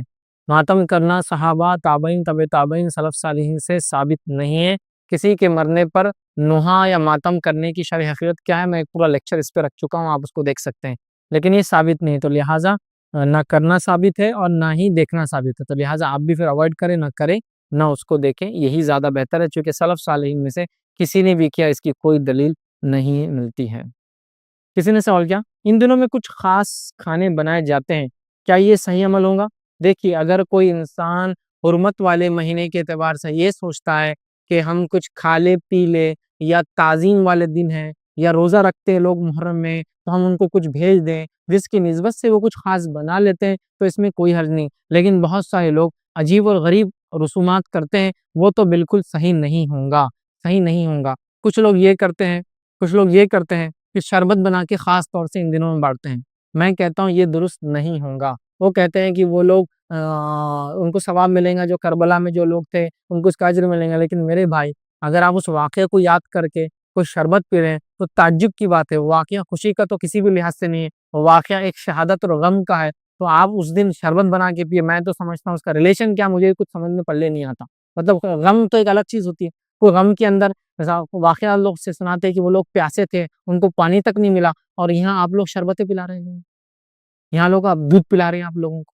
ہاں، دودھ کی شربت پلا رہے ہیں. یہ کون سا طریقہ؟ تو یہاں مسئلہ یہ کہ ایک طبقہ جو ہے مکمل غم میں چلا گیا اور دوسرا طبقہ مکمل خوشی میں چلا گیا اس مہینے. بہت غلط بات ہے. ہم نے اعتدال کی راہ اپنانی چاہیے. تو لہٰذا شربت وغیرہ بنانا، اسپیشل کھانے بنانا، بلکہ یہاں تک کہا گیا کہ اس میں کچھ خاص قسم کے میٹھے بنائے جاتے ہیں نا. ایک میٹھا ہوتا ہے، روٹیاں ڈالی جاتی، چونگے بولتے ہیں. ہاں، روٹیاں ڈالی جاتی ہے، اس کے بیچ میں ایک سوراخ ہوتا ہے. کیوں ایسا اسپیشل کرے؟ نہیں سمجھا. مطلب ایک طبقہ غم بنا رہا ہے، دوسرا طبقہ اتنی خوشی کی اسے میٹھے بنا رہا ہے، شربتیں بانٹ رہا ہے اور پتہ نہیں کیا کیا کر رہا ہے. ہم لوگوں کو قرآن و سنت کے مطابق اعتدال پر چلنا ہے. نبی محترم صلی اللہ علیہ وسلم اور صحابہ نے کیا اس دن میں کیا کیا وہ ہمیں دیکھنا ہے. ان کی زندگیوں سے آپ دیکھ لیں اور وہ عمل کریں. انشاءاللہ عزیز، میں سمجھتا ہوں ہمارے لیے دنیا اور آخرت کے لیے عمل کافی ہو جائیں گا. تو افراط اور تفریط کے ہم یقیناً شکار ان معاملوں میں نہ بنیں. فیض بھی 10 محرم کے دن کچھ اعلان ہوتا مسجد میں، اس وقت خاموشی اختیار کرنا چاہیے بولتے ہیں، تو وہ کرنا کیسا صحیح ہے؟ بھائی نے سوال ہے کہ 10 محرم کو کچھ مسجد میں اعلان ہوتا اور کہا جاتا ہے کہ خاموشی اختیار کرو، ایسا کرنا کیا صحیح ہے؟ واللہ عالم. میرے علم میں ایسا کوئی عمل 10 محرم میں نہیں جس میں مسجد سے اعلان کیا جائے اور اس پر خاموشی اختیار کی جائے. اب یہ کیوں کر رہے ہیں لوگ، واللہ عالم. نبی اکرم صلی اللہ علیہ وسلم کے زمانے میں، آپ کے بعد صحابہ کے زمانے میں ہم کبھی نہیں پاتے کہ ایسا کچھ بھی اعلان 10 محرم کو اور انہوں نے خاموش رہا. لہٰذا ہم اپنے دل سے کوئی کام ایسا نہ کریں جو سنت سے ثابت نہ ہو. وہی ہمارے دنیا اور آخرت کی یہ خیر ہے انشاءاللہ. کسی نے سوال کیا کہ اسلامی نئے سال محرم کی مبارکباد دی جا سکتی ہے کیا؟ دیکھیں، اسلامی نیا سال محرم یہ تب ہوا جب نبی اکرم صلی اللہ علیہ وسلم کی جانے کے بعد عمر ابن خطاب کی دور خلافت میں 17 ہجری میں اس کو پہلا مہینہ مانا گیا. تو گویا نبی اکرم صلی اللہ علیہ وسلم کے زمانے میں یہ پہلا مہینہ تھا ہی نہیں سال کا، اور نہ ہی اس سے سال چالو ہوتا تھا. مہینے پورے تھے لیکن وہ سرکل میں تھے، سٹارٹ اور اینڈ نہیں تھا. مطلب بس مہینے کے بعد مہینہ، مہینے کے بعد مہینہ، مہینے کے بعد مہینہ تھا. عمر ابن خطاب رضی اللہ عنہ کے دور میں جب اکاؤنٹس کا ایشو آنے لگا تو ایک سٹارٹنگ منتھ اور ایک اینڈنگ منتھ کی ضرورت تھی. نبی اکرم صلی اللہ علیہ وسلم کے زمانے میں نہ ہی یہ کیلنڈر کا پہلا مہینہ تھا اور نہ ہی آپ نے کوئی اس کو سال کا پہلا مہینہ مانا، لیکن ضرورت کے تحت بعد میں بنایا گیا اور صحابہ اس پہ خاموش رہے. لہٰذا یہ سال کا پہلا مہینہ بن گیا. تو لہٰذا یہ تو تب تھا ہی نہیں. تب اس پہ شرعی اعتبار سے ہم کو حکم مل ہی نہیں سکتا کہ یہ پہلا مہینہ، چونکہ نبی اکرم صلی اللہ علیہ وسلم کے زمانے میں نہیں تھا، ہم اس کو یہ کہہ نہیں سکتے کہ اس پہ مبارکباد دی جائے، کیونکہ اللہ کے رسول کے دور میں تو دی نہیں گئی. تو لہٰذا اوائڈ کرنا ہی زیادہ بہتر ہے. یاد رکھیں. ہاں، احتساب کے حساب سے اگر کوئی یہ کہہ رہا ہے کہ ایک سال گزر گیا، احتساب سمجھتے نا، سیلف جس کو کہیں گے ریکٹیفیکیشن کے لیے، یا جس کو کہیں گے محاسبہ، اپنے آپ کو جس کو کہیں گے انالائز کرنا، اپنے آپ کی گرفت کرنا، اکاؤنٹیبلٹی کرنا اپنے آپ کی کہ ایک سال میری زندگی گزر گیا، کیا کیا میں نے. یہ محرم آئی تھی اور یہ محرم آ گئی، 1 ایئر میرا کیسا گزرا. نیکی کی تو خوشی کی بات تھی اور گناہ اور معصیت میں گزری تو مجھے بہت سخت توبہ کرنے کی ضرورت ہے، زندگی بدلنے کی ضرورت. ایز اے اکاؤنٹیبلٹی یاد کرنا ایک الگ چیز ہے، بٹ اسپیشلی کوئی مبارکبادی وغیرہ دینا سنت سے ثابت ہو ہی نہیں سکتا، چونکہ اس زمانے میں اس کی شروعات سال کی ایسی ہوتی ہی نہیں تھی. کسی نے سوال کیا کہ کیا محرم میں مہندی لگانا منع ہے؟ دیکھیے، مہندی کے تعلق سے کوئی حدیث نہیں ہے کہ اس کو کب لگایا جائے اور کب نہ لگایا جائے. حدیث میں صرف اتنا ہے کہ نبی اکرم صلی اللہ علیہ وسلم نے ایک بار ایک ہاتھ دیکھا تو کہا یہ کس کا ہاتھ ہے؟ تو کسی نے کہا یہ عورت کا ہاتھ ہے. تو کہا پھر وہ مہندی لگاتی، مطلب عورت اگر ہے تو مہندی لگانا چاہیے ہاتھ پہ. آپ نے پسند کیا تو لہٰذا آپ مہندی لگائے، لیکن اس کی کوئی شرعی میں نے ایسی کوئی دیکھی نہیں کہ یہ گھڑی لگانا افضل ہے، یہ گھڑی لگانا مفضول ہے. نہیں، یہ گھڑی لگانا منع ہے. یہ کبھی بھی لگایا جا سکتا ہے، چاہے انسان خوبصورتی کے لیے لگائے یا بیماری کے علاج کے لیے مہندی کام آتی ہے نا، تو آپ لگا سکتے ہیں اس میں. تو اس کے لیے میں نہیں کہوں گا کوئی خاص مہینہ، کبھی بھی لگائے، اس میں انشاءاللہ دن رات کوئی ممانعت کی دلیل تو نہیں ہے. فیض بھائی، یہودیوں کے تعلق سے تو آتا کہ وہ موسیٰ علیہ السلام جب بنی اسرائیل آزاد ہوئے تو خوشی مناتے. یہ عیسائی کیوں مناتے ہیں خوشی یا مناتے تھے؟ بھائی نے سوال کیا کہ یہود و نصارہ کا میں نے کہا تذکرہ ہے روایتوں میں، تو اس یہود تو اس لیے مناتے تھے کہ وہ موسیٰ علیہ السلام کو نبی مانتے تھے، عیسائی کیوں اس کو مناتے تھے؟ تو دیکھیے ایک چیز ذہن میں رکھیں، آدم علیہ السلام سے لے کر محمد صلی اللہ علیہ وسلم تک یہ انبیاؤں کا سلسلہ ہے، ٹھیک؟ یہود جو ہے وہ آدم علیہ السلام سے لے کر یحییٰ علیہ السلام، یحییٰ ابن زکریا، یحییٰ علیہ السلام تک، جان دی بیپٹسٹ، یہاں تک سب کو نبی مانتے ہیں۔ وہ عیسیٰ علیہ السلام اور محمد صلی اللہ علیہ وسلم کو نبی نہیں مانتے ہیں، ٹھیک؟ عیسائی کرسچنز وہ آدم علیہ السلام سے لے کر عیسیٰ علیہ السلام تک سب کو نبی مانتے ہیں، جیزس، محمد صلی اللہ علیہ وسلم کو نہیں مانتے ہیں۔ مسلمان ہونے کے ناطے ہم آدم علیہ السلام سے لے کر محمد صلی اللہ علیہ وسلم تک سب کو نبی مانتے ہیں۔ تو جو جیوز کے جتنے نبی ہیں یہود کے، وہ کرسچنز کے بھی پورے ہیں، انکلوڈنگ عیسیٰ علیہ السلام، جیزس۔ اور مسلمان جو ہے پوروں کو ہی مانتے ہیں شروع سے لے کر، تو گویا یہودی جس کو نبی مانتے ہیں، عیسائی بھی اس کو مانتے ہیں اور ہم بھی مانتے ہیں، سوائے اس کے کہ یہودی 2 کو نبی نہیں مانتے ہیں اور عیسائی 1 کو نبی نہیں مانتے ہیں، اور ہمارا دعویٰ ہے کہ ہم ساروں کو مانتے ہیں، اول سے لے کر آخر تک۔ تو چونکہ یہودی خوشی منا رہے تھے 10 کو کہ اللہ تعالیٰ نے موسیٰ علیہ السلام کو آزادی دی، آٹومیٹکلی وہ عیسائیوں کے بھی نبی ہیں، وہ بھی اس کی خوشی منا رہے تھے۔ اور چونکہ موسیٰ علیہ السلام ہمارے نبی بھی ہے، آٹومیٹکلی نبی اکرم صلی اللہ علیہ وسلم نے بھی اس دن خوشی شکرانے کا روزہ رکھا، تو وہ ہم ان کی خوشی میں شامل ہوئے۔ تو لہٰذا اس اعتبار سے یہود و نصارہ کیونکہ دونوں کے لیے نبی وہی ہے، کامن تھے، اس وجہ سے عیسائی بھی اس کو منا رہے تھے، اور محمد صلی اللہ علیہ وسلم نے بھی اس دن شکرانے کا روزہ رکھ کر یہ بتا دیا کہ زمین اور زمانے کے فرض سے ہماری محبتیں کم نہیں ہوتی، مسلمان وہ بھی تھے، ان کو اللہ نے آزادی دی، نجات دی، تو ان کی خوشی میں ہم بھی شامل ہوں۔ السلام علیکم۔ اقرا بسم ربک میں سجدہ ہے، پہلا سجدہ نہیں ہے، تو ہم نے کتنے بار سجدے کرنا چاہیے مہینے میں؟ ہم نے خود جیسے، اور کیا فضیلت ہے؟ سجدے آتے ہیں۔ ہاں جو سجدے، اور اس کی کیا فضیلت ہے اس سجدے کی؟ میں نے سوال کیا قرآن کے سجدوں کے تعلق سے اس کی کیا فضیلت ہے؟ دیکھیے قرآن کے سجدوں کی کیا فضیلت ہے وہ تو ہم نہیں جانتے، لیکن نبی اکرم صلی اللہ علیہ وسلم نے جب وہ آیت مخصوص پڑھی گئی تو ان پر سجدہ کیا، ٹھیک ہے؟ تو سجدہ تلاوت جس کو بولتے ہیں، تو وہ سجدہ تلاوت ہے، اس میں وہی تسبیحات پڑھنا جو تسبیحات آپ عام سجدے میں پڑھتے ہیں، اس کے علاوہ بھی کچھ تسبیحات نبی اکرم صلی اللہ علیہ وسلم سے ثابت ہے، آپ اس کو دیکھے اگر پڑھنا چاہتا وہ بھی اس میں پڑھ سکتے ہیں۔ اب رہا مسئلہ یہ سجدہ تلاوت، کیا یہ فرض واجب ہے یا مستحب ہے؟ تو یاد رکھیے عمر ابن خطاب رضی اللہ عنہ نے پر جمعہ خطبہ دیا، خطبے میں آپ نے سجدہ تلاوت کی آیت پڑھی اور اس کے بعد اترے ممبر سے سجدہ کیا، اس کے بعد دوسرے بار آپ نے پھر خطبہ دیا اور سجدہ تلاوت کی دوسری آیت پڑھی اور سجدہ نہیں کیا، اور لوگوں سے کہا لوگوں میں نے یہ اس لیے کیا کہ تم کو بتا دوں سجدہ کرنا ضروری نہیں، واجب نہیں، تو وہ سجدہ تلاوت آپ کر بھی سکتے ہیں، اور اگر کسی وجہ سے آپ نہ بھی کریں تو انشاءاللہ اس میں کوئی حرج نہیں ہے، مذائقہ نہیں ہے، لیکن کرنا چاہیے، ایک اچھی بات ہے۔ لیکن کسی وجہ سے آپ نہ کر پائے، چونکہ بہت سارے لوگ قرآن کو ڈر سے نہیں پڑھتے، بولتے ہیں قرآن میں اتنے سے سجدے 13 ہے 14 اس میں اختلاف بھی ہے، اور میرے سے چھوٹ گیا تو مجھے کیا عذاب ملے گا، کیا گناہ ملے گا۔ سجدے کرنا یاد رکھیے تلاوت کے ہوتے ہیں، یہ ضروری نہیں ہے لیکن کرنا چاہیے، یہ سنت ہے، یاد رکھیے، اور حضرت عمر نے کر کے بتایا، آپ نے کیا۔ ایسے بہت سارے اعمال ہیں جو خلفاء راشدین اور خاص طور سے کبار صحابہ نے کبھی کر کے بتایا اور کبھی رک کے بتایا، جیسے کہ حضرت صدیق رضی اللہ عنہ جب خلیفہ رہے اور عمر بن خطاب جب خلیفہ رہے، دونوں قربانی نہیں کرتے تھے، صرف لوگوں کو یہ بتانے کہ لوگوں یہ فرض نہیں ہے، کیونکہ لوگوں نے فرض کے حد تک لے گئے تھے اور اتنا اس میں غلو کر رہے تھے کہ ہر آدمی اپنے طرف سے ایک جانور ذبح کر رہا تھا۔ تو دونوں شیخین نے، مطلب 2 بڑے صحابہ جن کا بڑا مقام ہے، ان دونوں نے قربانیاں نہیں کی، لوگوں کو بتانے کے لیے کہ یہ واجب نہیں ہے، یہ سنت ہے، یہ سنت مؤکدہ ہے، یاد رکھیے، سمجھ رہا؟ کچھ لوگ بولتے نہیں ان کا وہ خاص عمل تھا، خاص فعل تھا 2 صحابہ کا، نبی کی زندگی یہاں دنیا سے جانے کے بعد اب کوئی خاص فعل کو ایجاد کر ہی نہیں سکتا، ورنہ بدعت میں شمار ہوتا ہے، وہ فعل وہی ہوں گا جو نبی سے نکالا۔ خاص فعل یہ تھا کہ استطاعت ہوتے ہوئے بھی نہیں کرتے تھے، تاکہ لوگوں کو بتائے، لوگوں جو تم بھاگ رہے ہو ہر آدمی اپنے طرف سے ایک ایک کر رہا ہے، اس کی ضرورت نہیں ہے۔ نبی کے زمانے میں تو ایک انسان ایک حصے کے اندر یا ایک بکری کے اندر پورا گھر اپنے اور اپنے اہل ویال کی طرف سے قربانی کرتا، تو یہ صرف بتانے کے لیے انہوں نے احتیاط کی۔ تو ایسے واقعات بہرحال ہم کو ملتے ہیں، تو لہٰذا سجدہ تلاوت آپ کریں، وہ سنت ہے، کرنا چاہیے، لیکن کسی وجہ سے نہ بھی کر پائے تو انشاءاللہ آپ گناہ گار اس معاملے میں انشاءاللہ۔ فیض بھائی ابھی بھی عمل ہے یہودیوں کا روزے کے اس بارے میں؟ کیا آج تو ان کے ماحول وغیرہ کچھ آپ صلی اللہ علیہ وسلم کے دور میں تو تھے شاید، اب بھائی کا سوال ہے کیا آج بھی یہودی وہ ایک روزہ رکھتے ہیں جو عاشورے کا تھا؟ دیکھیے اس معاملے میں واللہ عالم، چونکہ وہ مذہب اور اس کے ماننے والے لوگ تعداد میں بڑے کم ہیں. میں نے بڑی کوشش کی تھی, لوگوں نے سوال کیا تھا نماز پڑھنے کا طریقہ یہودیوں کا کیا ہے وغیرہ وغیرہ. دیکھیے یہودیوں کا اور مسلمانوں کا اس اعتبار سے بڑا گہرا تعلق ہے کہ دونوں میں بہت سارے ٹریڈیشنز سیم ہیں, ایون ریچولز عبادت کے طریقے سیم ہیں, بہت سارے ہیں, اور اتنے سارے کسی کو انتہا نہیں.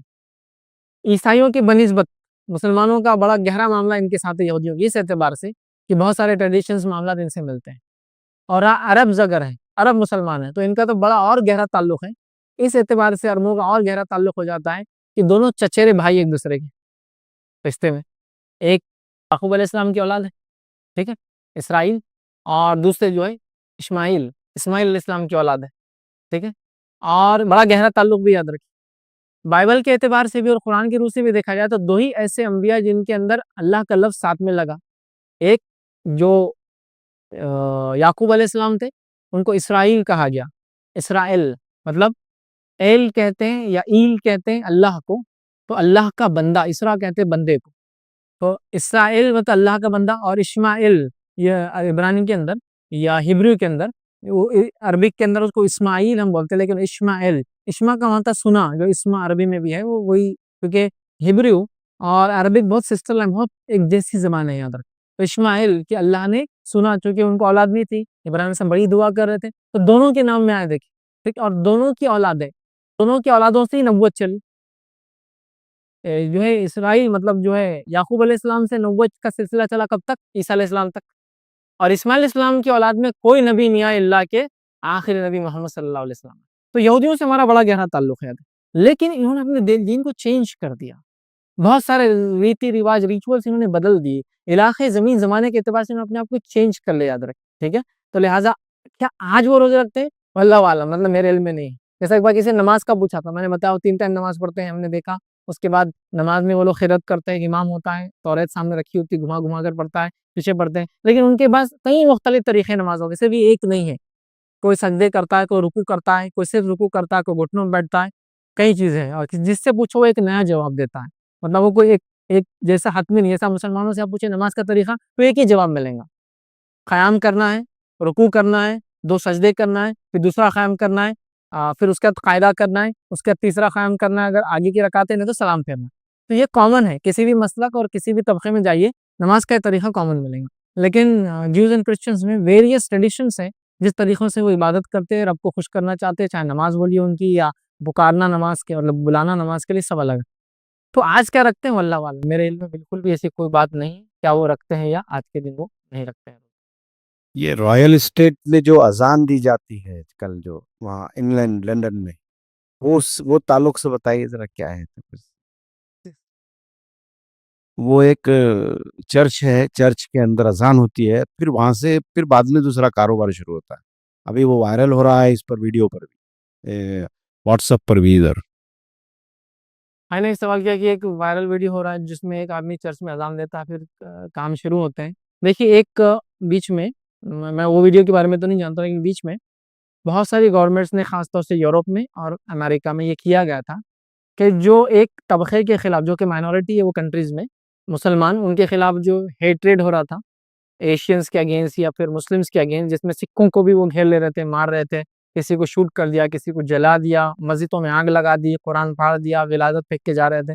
تو گورنمنٹ کی طرف سے ایک پروگرام شروع ہوا تھا. ہو یہ رہا تھا چونکہ مسلم مائنورٹی ہے, وہ مسلمز کو چرچز میں انوائٹ کر رہے تھے, وہاں کچھ قرآن کی تلاوت وغیرہ اس کے ترجمے ہو رہے تھے, کچھ لوگ اذانیں دے رہے تھے, تو الگ الگ لوگوں کو انوائٹ کر رہے تھے اور ایک جوائنٹ پروگرام ہو رہا تھا. تو ایسے پروگرام بہت ساری جگہ, جس میں یورپ میں بھی ہوئے, یو کے میں بھی ہوئے اور امریکہ میں بھی ہوئے. اس کے بہت سارے ویڈیوز وائرل ہو رہے ہیں. کچھ لوگ یہ کہہ رہے ہیں کہ ایک چرچ میں اذان ہوئی, سب عیسائی تھے, مسلمان ہو گئے, ایسا کوئی اس کی حقیقت نہیں. کچھ لوگ کہہ رہے ہیں کہ امریکہ کے پریزیڈنٹ نے اسلام قبول کر لیا کیونکہ اس کے سامنے اذان ہوئی اور اس نے سن رہا تھا اور بہت احترام سے قرآن پڑھا گیا, تو ہاں ہاں کرا رہا, اس طرح دل سے وہ مسلمان ہو گیا, نجاشی کے جیسا ہو گیا. یہ عجیب بات ہے ہم لوگوں کا. دعوت اسلام بولو تو آنکھ پہ کاٹے آتے ہیں, اور ہر کسی کو مسلمان ہو گیا بول کے شامل کرنے میں بڑی خوشی ہوتی ہے.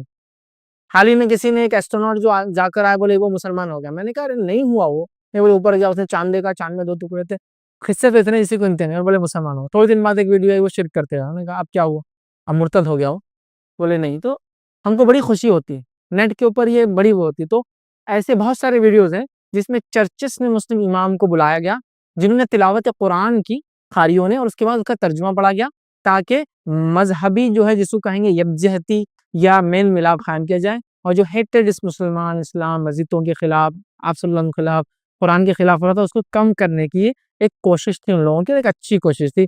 اس میں بہت سارے مسلمان پارٹیسپیٹ کیے اور اسی بہانے اسلام انٹروڈیوس ہو لوگوں تک. تو میں سمجھتا ہوں اسی قسم کے ویڈیوز ہیں، ورنہ میرے علم میں تو ایسا کوئی چرچ نہیں ہے جس چرچ میں اذان سے جو ہے ان کا کاروبار چالو ہوتا ہے اور ان کے پاس کوئی اس کا ریزن بھی نہیں ہے.